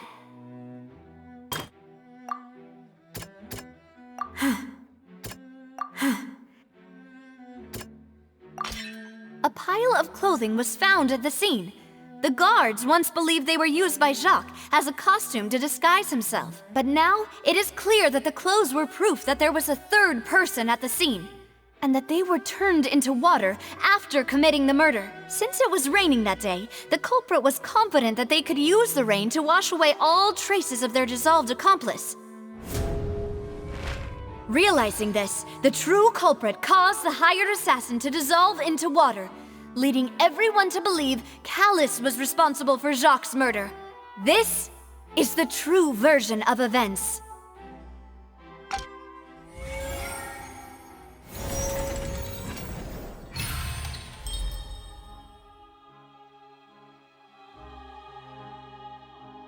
Ah, so that's what happened. Wait, you're telling me something as dangerous as water from the primordial sea has been used for all these years? What a great theory. It also explains Callus's and Jacques' respective motives. I guess they didn't shoot each other after all. Mr. Marcel, you are the one being charged with the crime. You should provide a rebuttal if you wish to prove your innocence. Ah, but I think I agree with everything Navia just said. In fact, there was nothing in her speech that directly implicated me. Then, may I ask some questions? In my opinion, we primarily need to determine two things. One, do you have the evidence to back up your claims? I'm afraid not. At least not at this very moment. Boo! If you don't have any evidence, you should just go home! I may not have the evidence with me, but I know where I could go to collect it. If we look up the deserted clothes against a record of people who went missing around the same time, we should be able to find a match. Considering the serial disappearances case, the guards probably kept careful records of all missing persons from around that time, regardless of age or gender. That makes sense to me. Monsieur Neuvillette, I would consider this to be a reasonable investigative direction. Why do I feel like Farina's acting a little differently today? Maybe she's scared of embarrassing herself again? Alternatively, she's become more diligent after charging an innocent citizen in the last trial. My second question has to do with the ensuing duel. If the truth is indeed as you described, then why didn't Mr. Callus explain himself in court? If he had testified that a person had been dissolved, he could have at least mounted a defense. I've thought about this too, and the answer is actually pretty simple. He felt there were things that were more important to him. The dissolving power of water from the primordial sea is an important secret for the true culprit of the serial disappearances case. My father could have exposed it for all to see, but he chose to take it to the grave. At that time, Spina di Rosula was in dire straits, and his reputation had already been shattered. He had no guarantee that going forward with the truth would allow the culprit to be brought to justice. What was certain, however, was that it would paint a gigantic target on my back. Boss once told me that Demoiselle had already been selected as the next target of the serial disappearances case. What? If the secret had gotten out, the culprit would have fought an all-out war with Espina right there and then. I wouldn't have been the only one in danger. All of us would have stood to lose our lives. Of course, the guards might eventually figure out the truth of the matter and determine that we were in the right. But what good would that do? How can a hollow verdict protect anyone? Had this opera house ever given my father any kind of confidence in its brand of justice, Spina di Rosula would have had no reason to exist. But by staying silent, we retained the ability to deter our opponents and continue the stalemate. I was able to become Spina di Rosula's president, which made me harder to target, as well as giving me more time to grow and learn. And once I have figured out the truth and stepped up to the challenge, I will do what this opera house cannot, and restore my father's truth and honor back to him. So, you mean to say, your father intended to die in the duelist's ring? That's right. Do you have any proof? Of course. All you need is to ask his opponent, Clorand. I don't need your apology, your guilt, or your support from the shadows. You don't have to do anything for my sake. But since he entrusted his will to you, Clorand, you should tell us the truth about his sacrifice. So, during the duel, did you believe that Callus was intending to die? Yes, I did. As a champion duelist, I've fought many battles and taken a countless number of dishonored lives.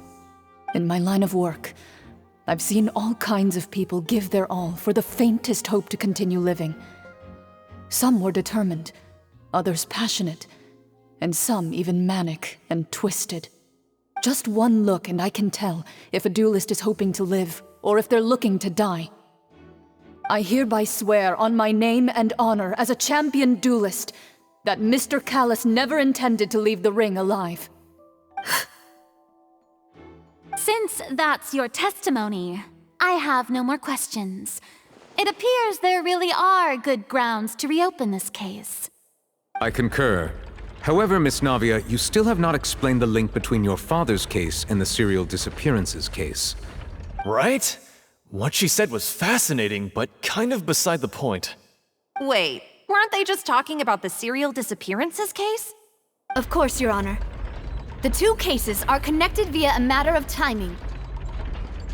In my father's case, the culprit intended to kill both Jacques and Callus. As a result, they planned to act after hearing 2 gunshots. And at the end of Linny's trial, the culprit also only dissolved the victim in front of everyone because they realized they were at risk of being identified.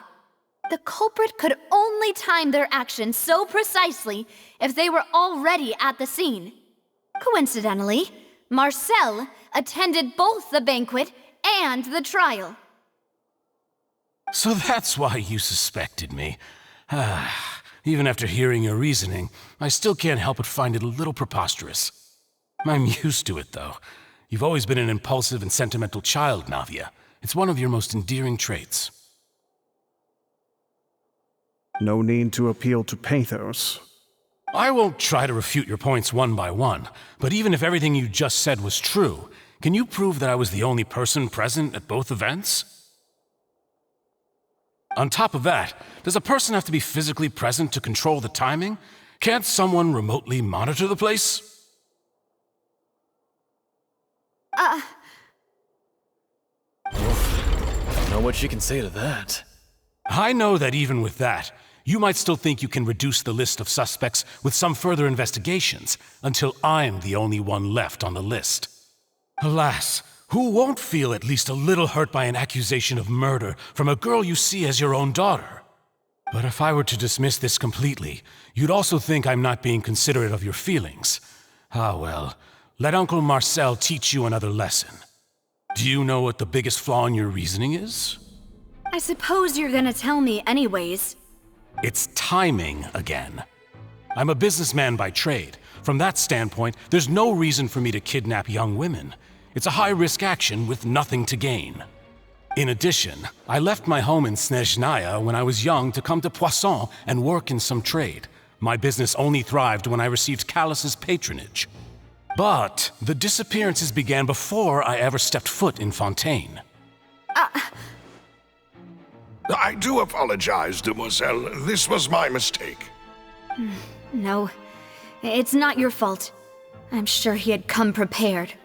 Is there anything else you'd like to say? Would you like to check the date of my first business license against the first known case of the serial disappearances? You can also take a look at my border entry records, or ask my friends and family when I left Snezhnaya for the first time. Could those records and testimonies do something to appease the unspeakable anguish in your heart? Seems like she got the wrong guy. At this rate, Navia will be convicted for falsely accusing him. I think you've done a superb job of dissecting your father's feelings as he neared the end of his life. But aren't you going against all of his wishes and expectations right now? He wished for you to become more rational, collected, and conscientious, instead of dwelling only on your own feelings. Once you've learned to be more considerate of others' feelings, and to stop rushing headlong into things, you'd have met most of his expectations. This isn't just about me, and it never has been. The biggest difference between me and the rest of the victims is that I still have the ability to search for the truth, while that same agency has long been taken from them. The people whose families were destroyed by synth abuse, the people who lost their loved ones to the serial disappearances, and the people who suffered tragic ends due to their sense of justice. Many people's images are flashing before my eyes. I'm sure some are coming to those of you in the audience as well. And whose image do you see, Marcel? Is it a man named Vacher? Oh, so you do know that name. I'm merely surprised you'd suddenly say the name of someone I've never even heard of. I was waiting for you to say that.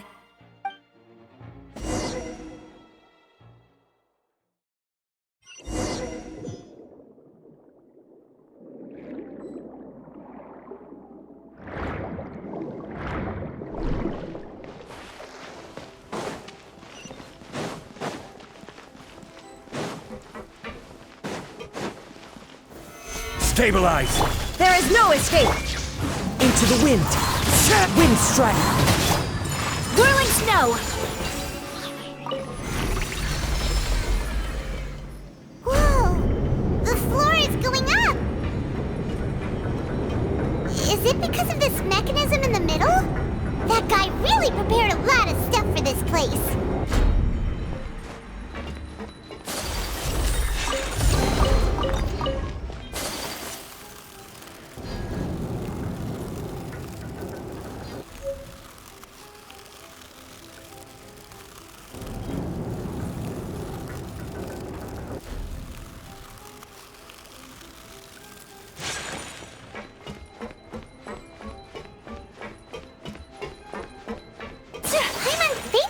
Go up, but Paimon doesn't see a way. Let's take a look around. Maybe we'll find a hidden mechanism that'll show us the way up.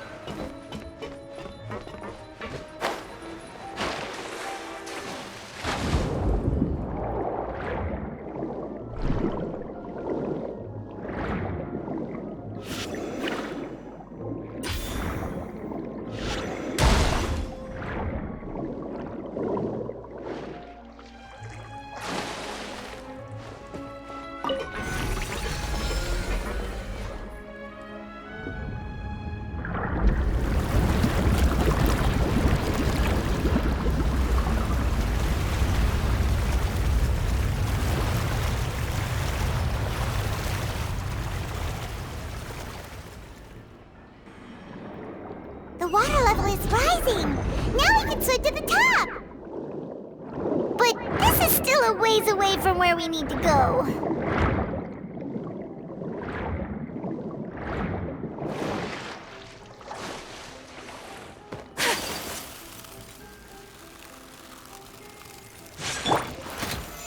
Solidified!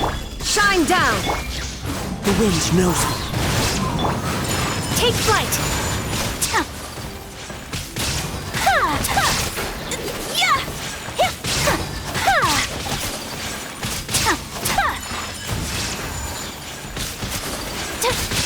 Embrace the ice!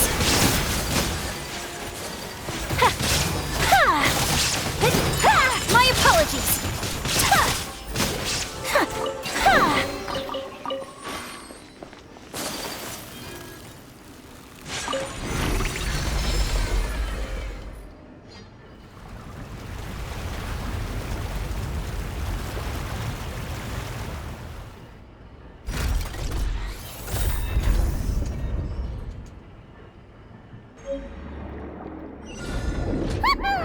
Now the path is clear! Let's go!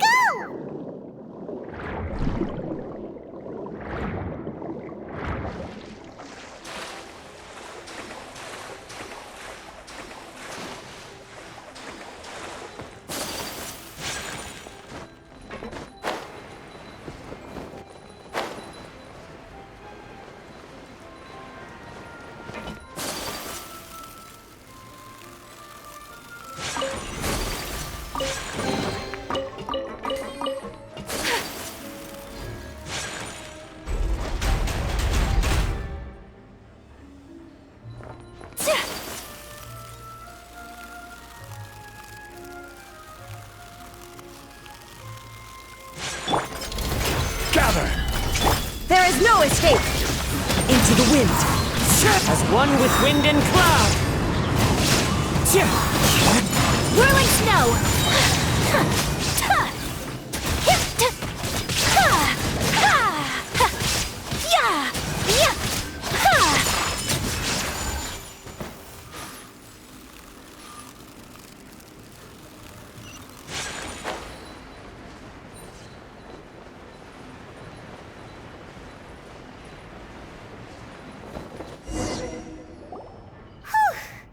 After all that, we finally made it to the innermost sanctum.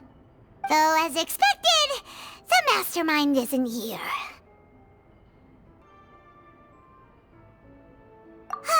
That's right. Then let's hurry up and find some evidence so we can get back to the Opera House and help Navia.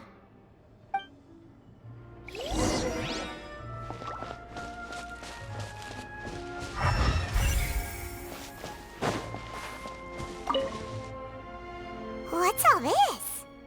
Aw, it's a bunch of really cute things! Pink accessories, a hair tie, a necklace, even a makeup box. Oh, Paimon sees it too, but why are all these cute things labeled with different girls' names? Huh? You mean the girls from the serial disappearances? They were brought here? And then they were turned into water. And all the boxes of things, these names, that means... Oh...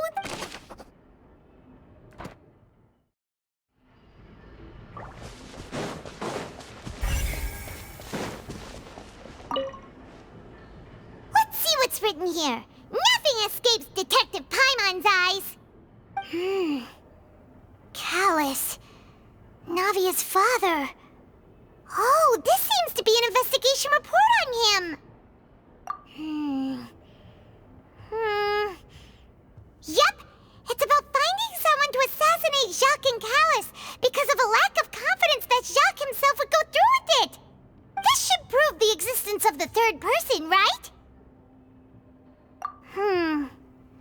We still have not determined the exact content of the key information Callus has passed on to certain members of his organization. The old dog's a real menace to deal with. Even if he abides by the promise he's made to us, he will still have the upper hand. He can act whenever he wants to make our lives miserable. The only option left is to remove him from the picture entirely. I concur. Let's send someone to kill him. He won't declare war as long as we don't touch Navia. Oh, seems like we've got a bunch of correspondence between the higher-ups. They're all just so evil.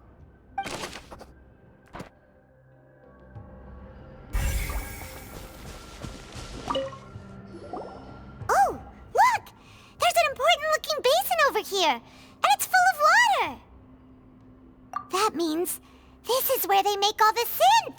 And that special water is the main ingredient!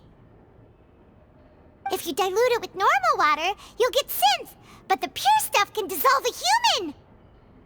Paimon will take notes on this incriminating evidence.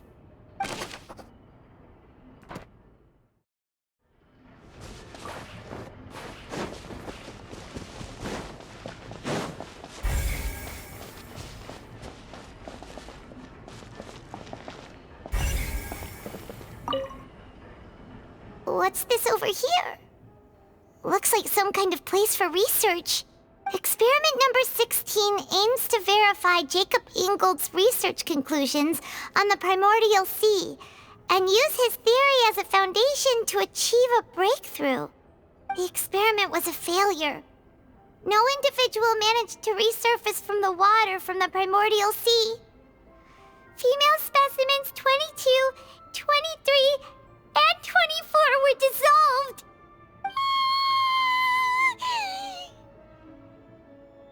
Sorry, Traveler. Paimon will try her best.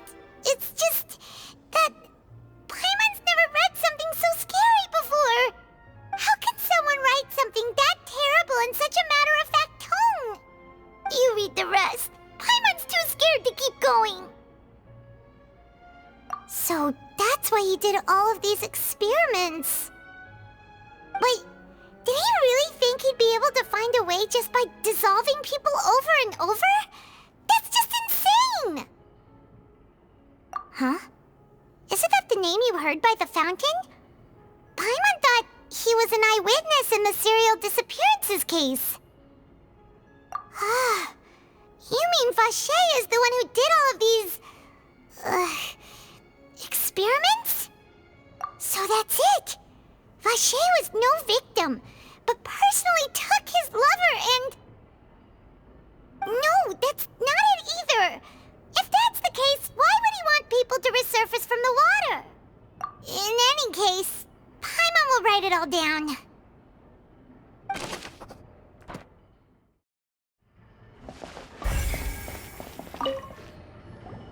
Whoa! There's so much synth here! And so many bottles of ingredients that probably just contain the waters of the primordial sea. Mixing in progress, ready to drink, stock sample? Huh. They've also got all the synth pretty clearly labeled. Whoa, there's even fruit-flavored synth? Yep, it's super obvious.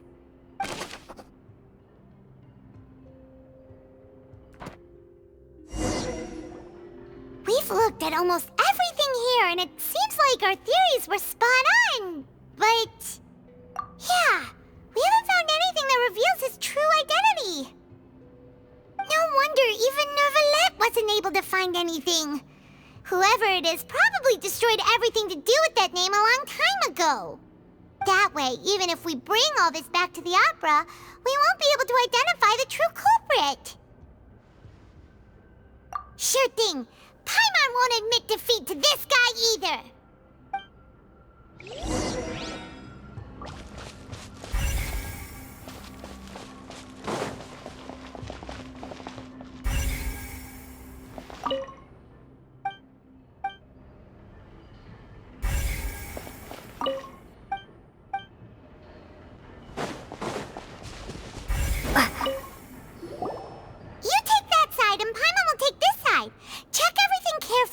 We'll find something for sure!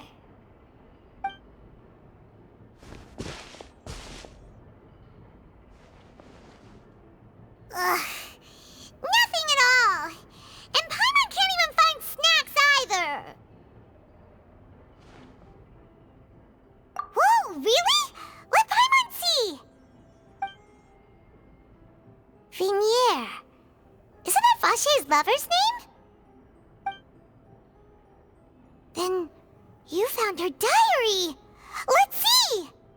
Aw, it's just a normal diary chronicling their love story. She was so sweet, too. Oh, Paimon feels even worse for her now.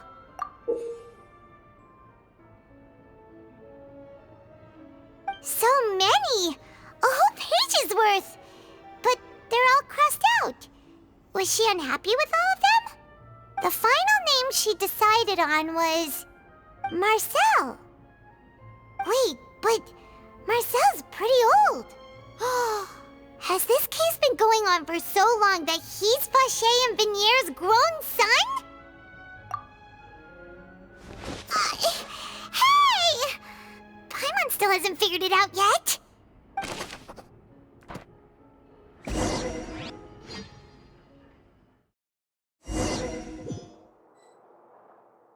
And whose image do you see, Marcel? Is it a man named Vacher? Oh, so you do know that name. I'm merely surprised you'd suddenly say the name of someone I've never even heard of. I was waiting for you to say that. Navia! We're back! As expected of my partner. I just knew you'd return in the nick of time. Just how often do you intend to flout the rules of this court? It's all right, Monsieur Nervalette. Given their confidence, I expect they've found the crucial evidence.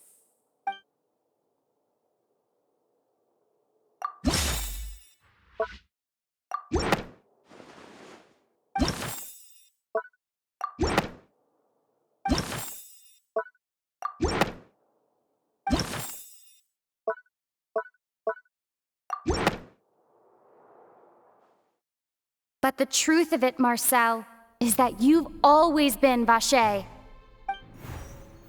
Huh? We've investigated your lair and we already know everything! After your lover, Vinier, was dissolved, you kept abducting young women to experiment on the hopes of bringing her back to you! You even created Marcel as a new identity and destroyed all records of your past as Vacher! So that's it. Even the villains in opera performances rarely go that far. And with that, Marcel's motive has now been established. This information regarding your past also dismantles your prior timing defense. Well, Marcel, do you know where you went wrong? You fixated your gaze on the lover that passed away, instead of paying attention to the living people around you. So, you never noticed how we changed, or how we grew as individuals. You also never understood Boss's real expectations for his daughter. Or our determination to see things through. Your determination. Mr. Marcel, please speak up now if you would like to defend yourself. Otherwise, the trial will move on to the next stage. Do you really think I wanted to do any of this? Pay attention to you? What for? Have you ever paid attention to me? Ever empathized with my pain? Ever known how it feels to watch the love of your life dissolve right in front of your eyes? No one helped me. No one even believed me. All those decades ago, even the officers from the Maison Gardiennage were laughing at me. They said there's no way a human being can turn into water. So I must have gone mad from grief. Vinier's death was brushed away by all of you as if it didn't matter at all. Well, now you know, don't you? Ha! Well, it's too late now. All those who were dissolved are gone forever. You only have yourselves to blame. You set up this ornate opera house in pursuit of your so-called justice. Your beloved drama, while turning a blind eye to the suffering of the people. Vinier is dead. We promised each other that we would always be together. Wherever she goes, I will follow. But I'm not from this blasted place, so I can't be dissolved, no matter what I do. Hey, is that water from the primordial sea that he's drinking? I can't dissolve! Can't dissolve! Can't dissolve! Do you all see? I can't go, I can't follow. So if I can't go where she is, what choice do I have but to try to bring her back? I did all of that, and in the end, that accursed Callus still got the better of me. I spent my entire life living on pins and needles, only to get stabbed by his idiot daughter at the very end. The suspect is exhibiting signs of mental distress. Guards, please restrain him. Don't touch me! Don't anybody come near me! I still need to save Vignier. A promise. We made a promise. Vignier. Vignier! Please, Vignier, don't think badly of me. All I want to do is fulfill our promise. At this point, the verdict of this trial is clear. With Mr. Marcel's conviction, the charges against Mr. Tartaglia no longer have any basis. Fine by me. I was in a bad mood, but after a show like that, I'm actually feeling pretty good. Traveler, please submit all the evidence you have collected to the guards, so that I might review and summarize the truth behind the serial disappearances case. The man now known as Marcel was originally named Vacher and worked as an adventurer with his partner and lover Vignier. During an underwater expedition, Vignier accidentally came into contact with water from the primordial sea and was dissolved in front of Vacher as a result. Vacher learned of the primordial water's existence through the work of others and began to kidnap young women for research, with the goal of discovering a method to restore Vignier back to life. To cover his tracks, he invented the new alias of Marcel and began to operate a business in Poisson. During the course of his research, Vacher discovered that a diluted concoction of water from the primordial sea can induce feelings of euphoria, and began to manufacture and market synth. However, as he accumulated wealth to fund his continued research and expanded the scope, he came into conflict with Spina di Rosula. After exchanging blows with Spina di Rosula for many years, Vacher decided to assassinate their president Callus at a banquet. Although the assassination did not go as Vacher expected, he was able to turn Callus into the murder suspect by dissolving the assassin he sent to the scene. And just recently, Vacher attempted to frame Linny as the culprit of the serial disappearances case, using a similar method. However, his attempt to frame Linny failed, and the power of water from the primordial sea became public knowledge. This case also exposed enough of Vacher's machinations that he was eventually successfully charged in court. Thus concludes the enigmatic history of the serial disappearances case, with the truth revealed to all.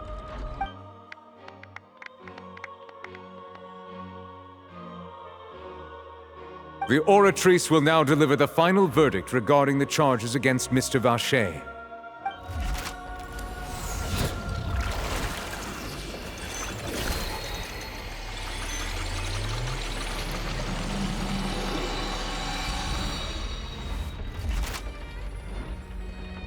According to the judgment of the Oratrice Mécanique d'Analyse Cardinale, Mr. Vacher is guilty. Guards! Take Vacher away.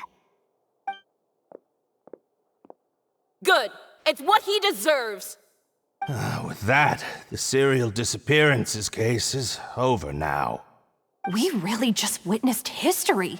Who would have thought the true culprit would be such a polite and well-spoken guy? Yippee! We helped Navia bring the bad guy to justice! He's hurt so many innocent people and now he's finally getting what he deserves! Huh?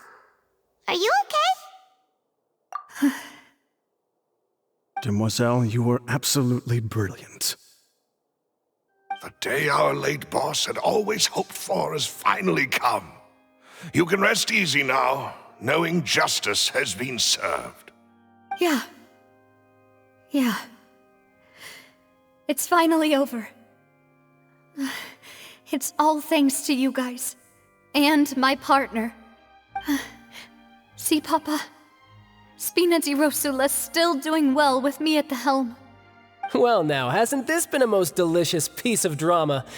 The villain has been caught, justice has been served, past wrongs have been righted, and it's a big ol' happy ending. Since it's been such a great show, I'll just let the false accusations against me slide. Either way, I've still got some business to attend to. So, if you'll excuse me... Please wait just one moment, Mr. Tartaglia. What now? None of this has anything to do with me. According to court protocol, since this trial was initiated due to a charge against you, a verdict must also be made regarding the initial charge before the trial can conclude. Oh, come on. Is this really necessary? Haven't you already caught the real criminal? Isn't it time for side characters like me to exit stage left? Please respect the laws of Fontaine. This has always been the rule. All right, but this sure is a lot of hassle. All I need to do is stand over there, right? Let's just get this over with. Through evidence presented in the public trial that was just held, it has been established that Mr. Tartaglia has no direct connection to the serial disappearances case. The guilty party has been identified, and thus it is logical to suppose Mr. Tartaglia is innocent of the charges. We now turn to the Oratrice Mécanique d'Analyse Cardinale to render the final verdict on the charges.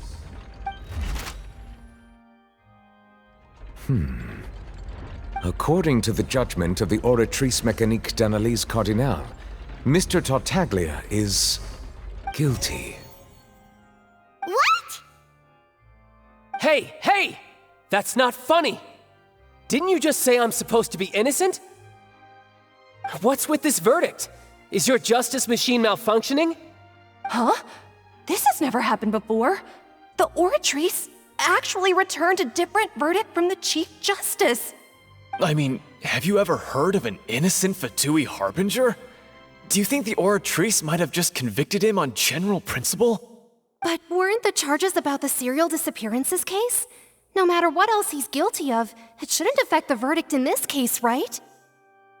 The judgment of the Oratrice Mécanique d'Analyse Cardinale is, by law, the final verdict of the court. We must accept the guilty verdict. Guards, please take the suspect into custody per court protocol.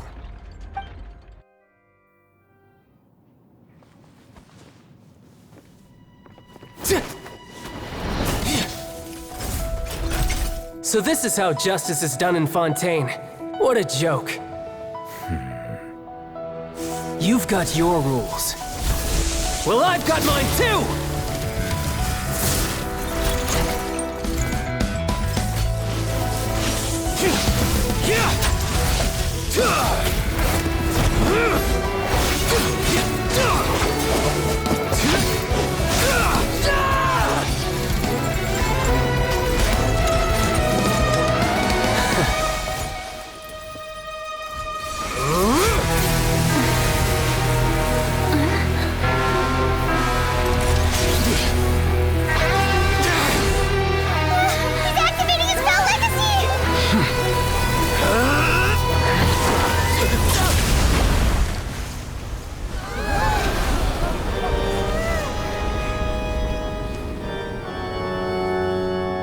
I am sorry.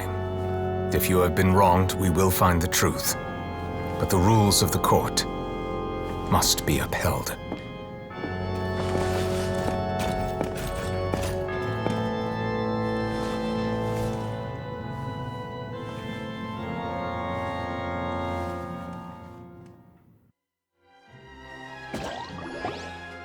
Hey, Monsieur Nouvelette, what's going on? Shouldn't they have been cleared already? Apologies. This is also the first time I've encountered such a situation. However, according to the rules established at the conception of Fontaine's court system, the Oratrice's judgment is the final verdict of the court. All I do is follow court procedure.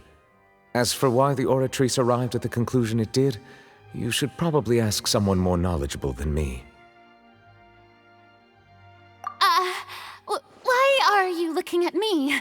I had nothing to do with it! I don't know what happened there either! Hey, stop staring at me! What does Lady Verena mean by that? She says she has no idea either, but that's impossible. Didn't she create the Oratrice herself? Yeah, so are the verdicts reliable or not? Can results like this really be called justice?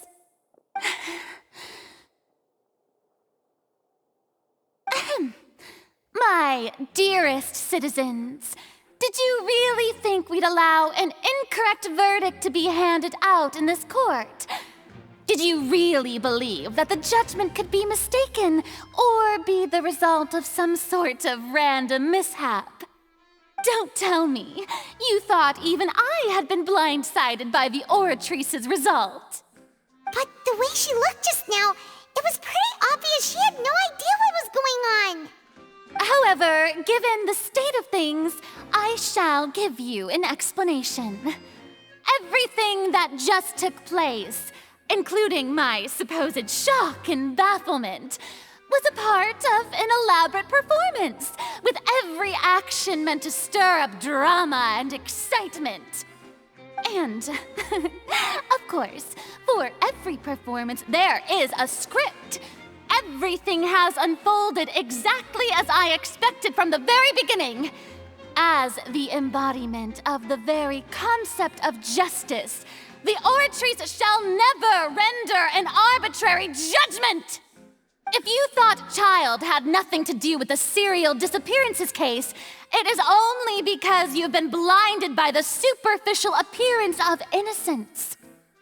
Everything he's done, not to mention the danger he poses, are beyond ordinary comprehension and completely unforgivable. All shall be revealed in time. You will come to understand my noble intentions, as well as the absolute correctness of the oratrice's verdict.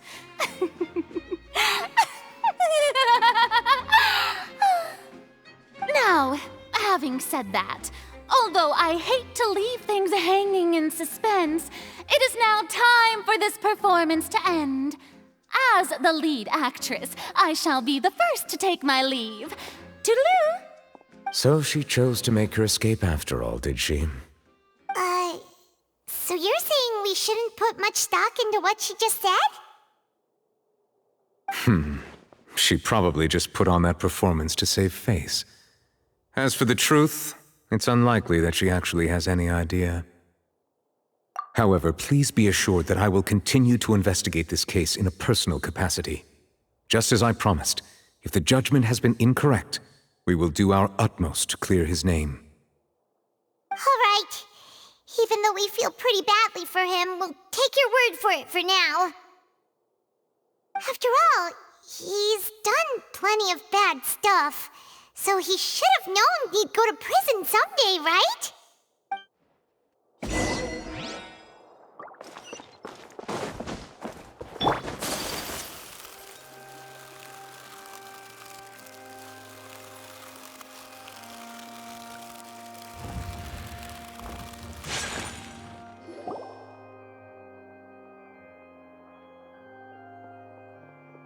Hey, what are you doing? Quick, stop him! Traveler! Hey! Traveler! Marcel! What are you doing over here? Stop resisting arrest! Cease, or we'll add another charge to the list.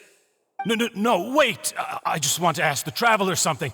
I'm not looking to run away. Please, just let me ask this one small thing. Go on. Thank you. I was being led away when I finally realized something. Where did you first hear the name Vache? I erased all records of that name. So, unless... Are you still trying to prove your innocence? Give it up. You've already been convicted. Really? You did? You're sure? You met her? But how could that be?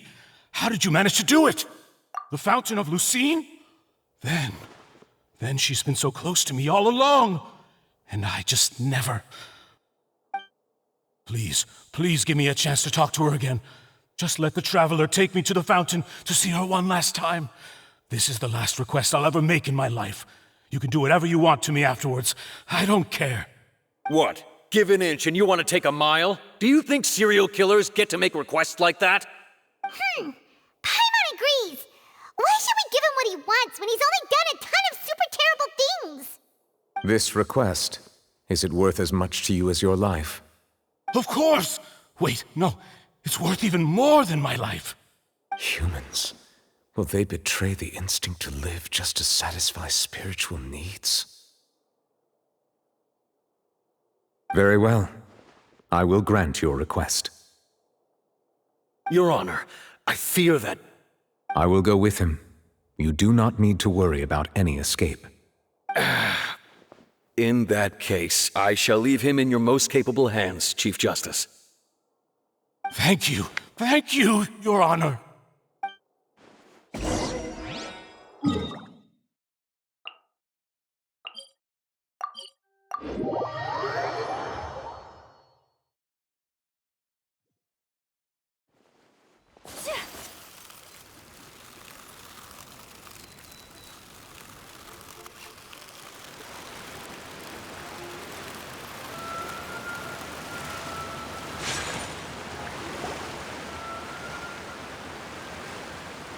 Is this the place?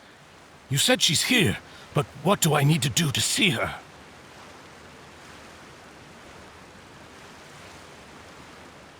Yeah, and even Paimon could hear her after drinking that thing. Didn't you just drink a lot of it on the stage as well? Oh, in that case... Vache!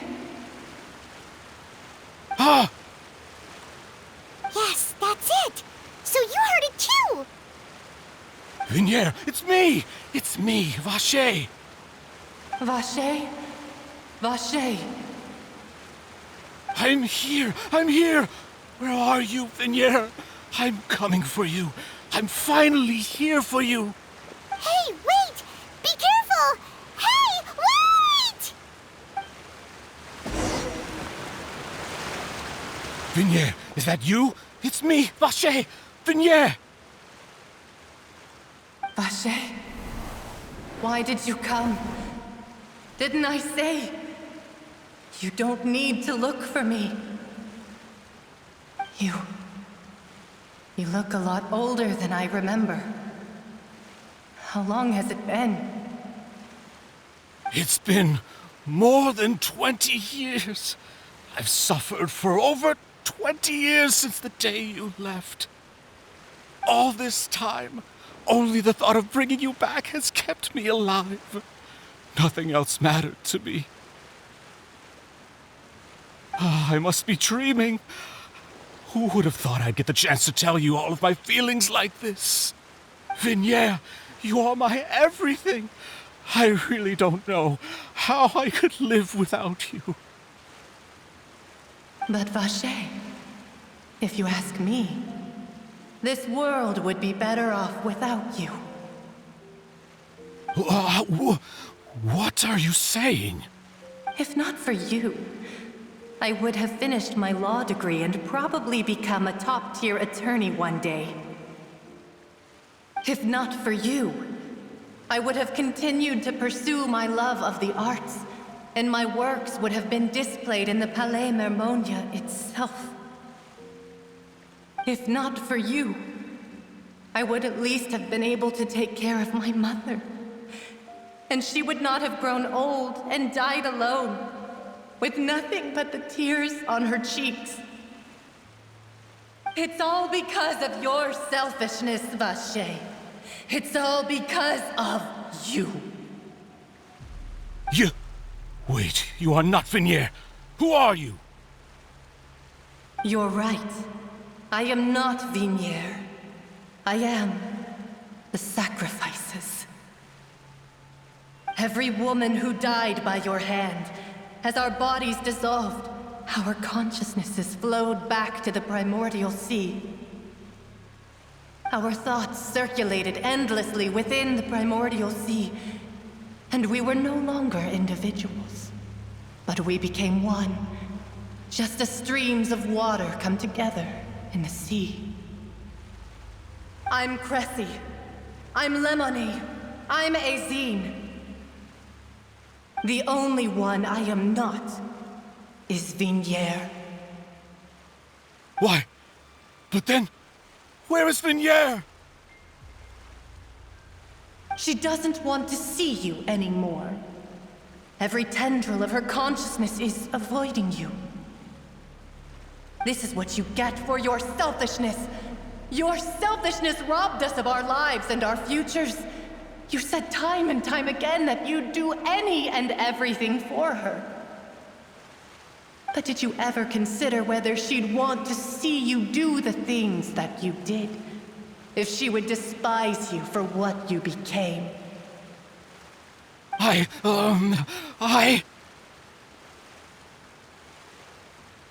You are a liar, a heartless murderer, and a cowardly narcissist. The only thing you are not is Vigniere's beloved. From the moment your first victim died and her consciousness merged with Vigniere's, she has had nothing but pure hatred for you.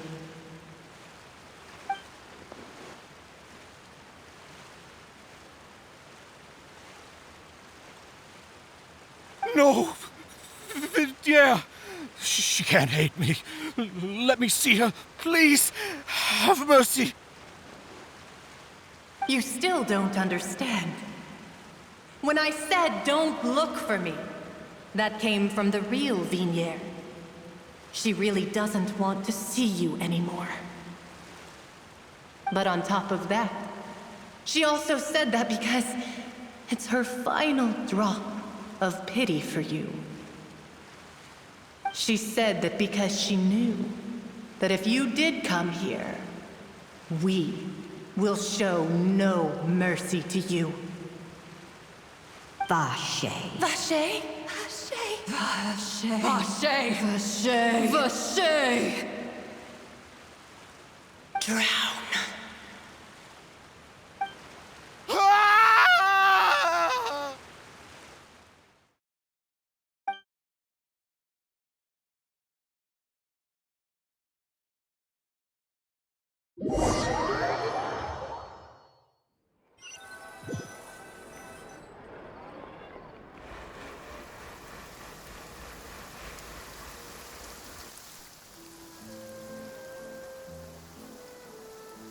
Finally, we have some time to do shopping. Gosh, it's really been a long time since we've been able to relax. Huh. Well met, partner. I knew something great was going to happen when I woke up in such a good mood today. Even this weather can't put a damper on the demoiselle's mood. It's a pleasure to see you both again. Oh, hey, Navia! It's been a few days. Paimon's already started to miss you. Oh, now that I believe. I'm easy to work with and always bring home the bacon. Who wouldn't treasure having a partner like me? Sounds like you're really enjoying life these days, Navia. What have you been busy with since the trial? It's just been one thing after the other. I've been making non-stop trips between Poisson and the courts in Sen. Everyone from Spina di Rosula organized a memorial for my father. We never held a memorial when he first died, since everyone knew that even if we held one back then, no one was going to come. This time, though, everyone in Poisson, and even many people from the court, all attended. So his name's definitely been cleared now. That's what we like to hear. It's been the dearest wish of Demoiselle all along.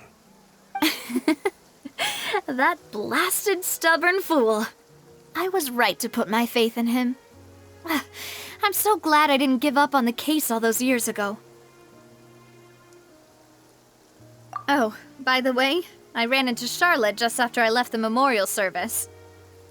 Well, maybe it'd be more accurate to say I knew she would be there, and there was no way she'd just let me go. Huh? So you know Charlotte too? The Charlotte?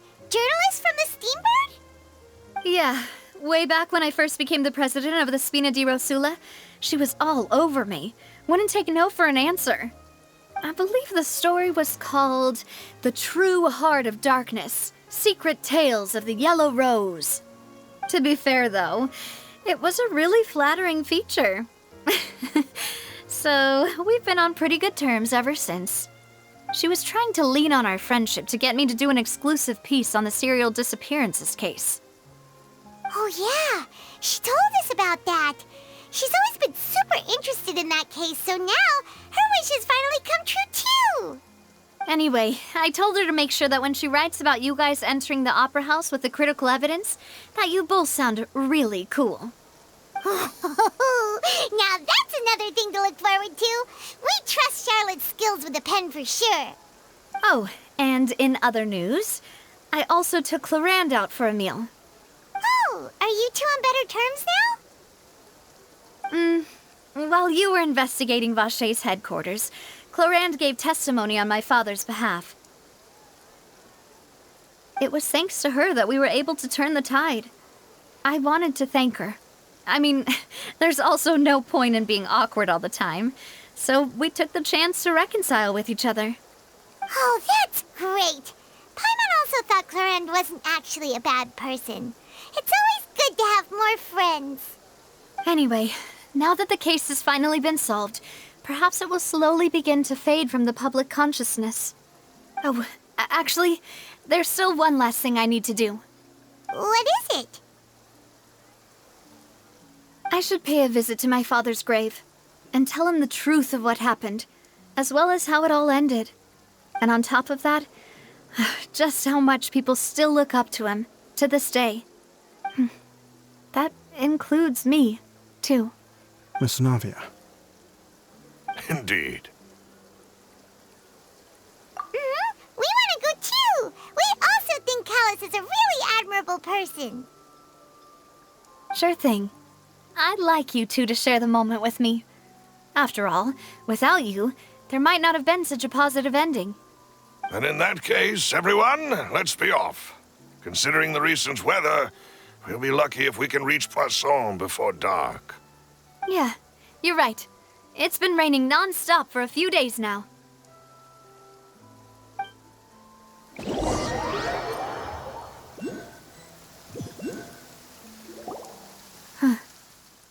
This is where my father's grave is. To be perfectly honest, even I haven't been back here for a long time. Huh?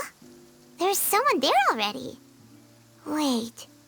That figure. It can't be... Hmm? Isn't that Neuvillette? Why would the Chief Justice be here? Huh? Navia?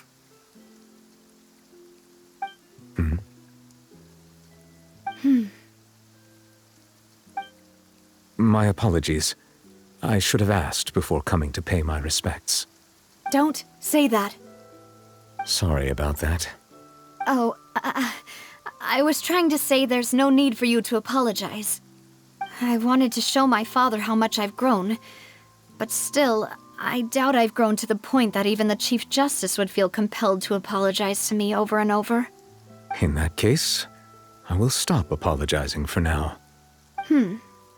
You really could use some pointers on understanding human emotions, Monsieur Neuvillette. In any case, why did you come to Poisson? Well, ever since that day, I've been turning a question over and over in my head. Just what is justice, anyway? There was once a time when I didn't want to believe that there could be anything more important to humans than life itself. Oh, rather than that, it's probably more truthful to say I didn't believe humans were capable of resisting the most basic instinct of living things. That they could rebel against their own nature, or consider certain things to be more important than their own lives. Which is also why I didn't stop your father from beginning that fateful duel. I believed that a truly innocent man would never throw away his life like that. That there was nothing, should have been nothing more important than one's own continued survival. But Mr. Callus proved me utterly and decisively wrong. If not for his sacrifice, the serial disappearances case would have remained unsolved to this day. Mr. Callus made the choice he did for his daughter, for his associates, and for many people completely unrelated to him. And in the end, from a certain perspective, one could say that he did it all for the sake of justice. A justice that's higher than life itself. So, you asked me why I came here. I just wanted to say my apologies to Mr. Callus in person. I should have noticed all of this much sooner. This regret has filled me with a sadness that has haunted me for days. That high and mighty chair in the Opera Epiclese indeed insulates one from many important things. Spina di Rosula, thank you so much for your hard work and perseverance. I'm sorry for being mad at you before. So, you're actually one of those types that's cold on the outside, but pretty thoughtful on the inside, huh? That reminds me of Silver, one of my guys. Sorry about that. Self-expression is not one of my strong suits. Didn't I just say you don't need to apologize? Ah, so Navia and Neuvillette seem to have made their peace as well. Let's not disturb them for now. We can wait till after they're done.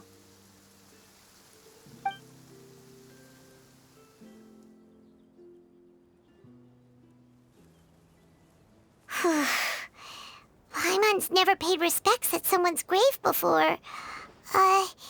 Did Paimon do anything rude there? Huh?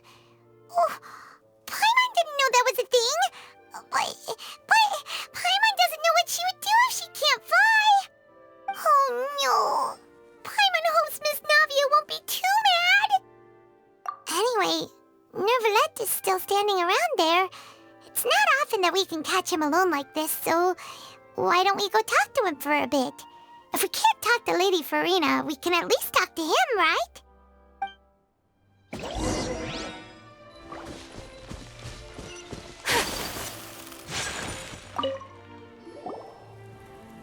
Oh, it's you two.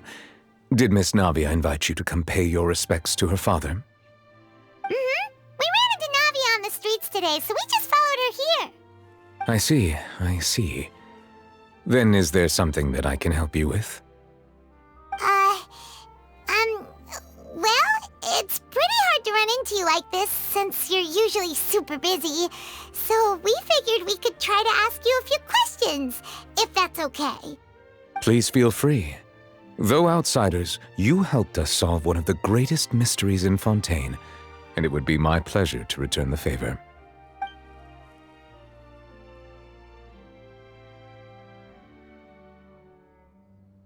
Your sibling, another blonde-haired traveler.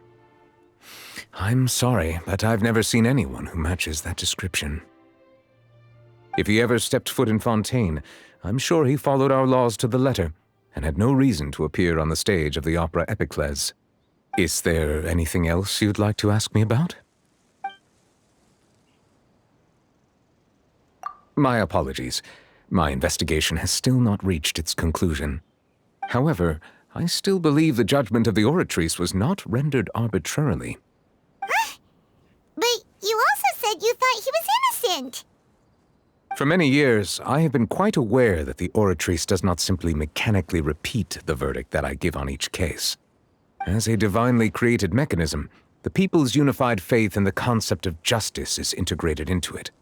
Not only can it produce the incredible power of indemnitium, but it likely also possesses other traits, such as self-awareness.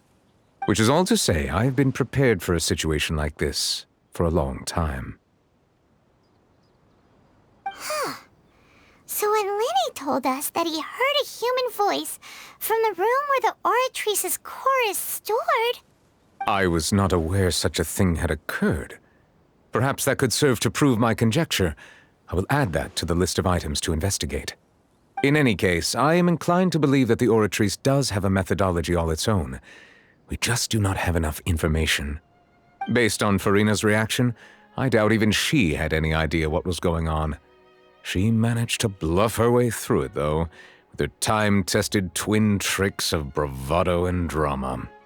While we do intend to get to the bottom of this, for now, we regret to say that the Fatui Harbinger will just have to bide his time in the fortress of Meripede.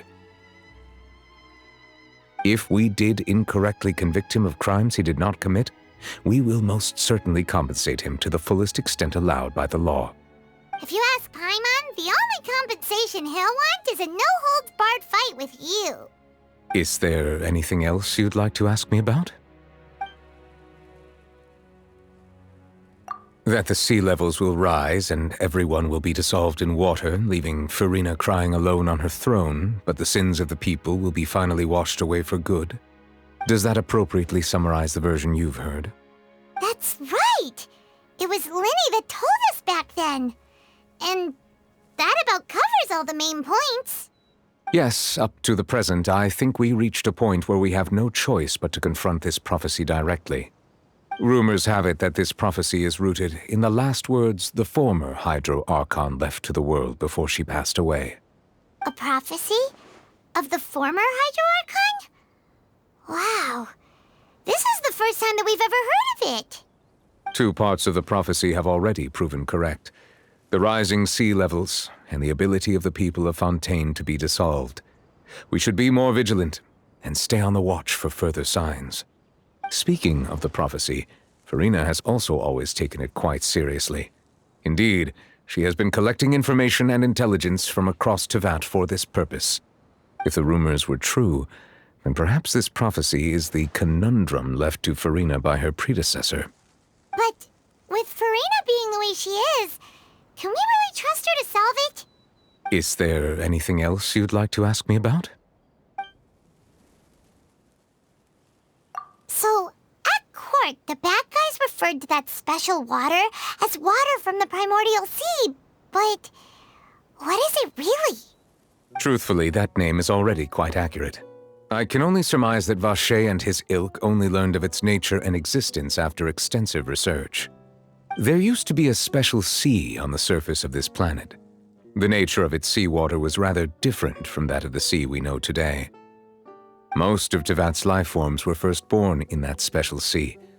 You could say it nurtured much of the life on this planet. Huh.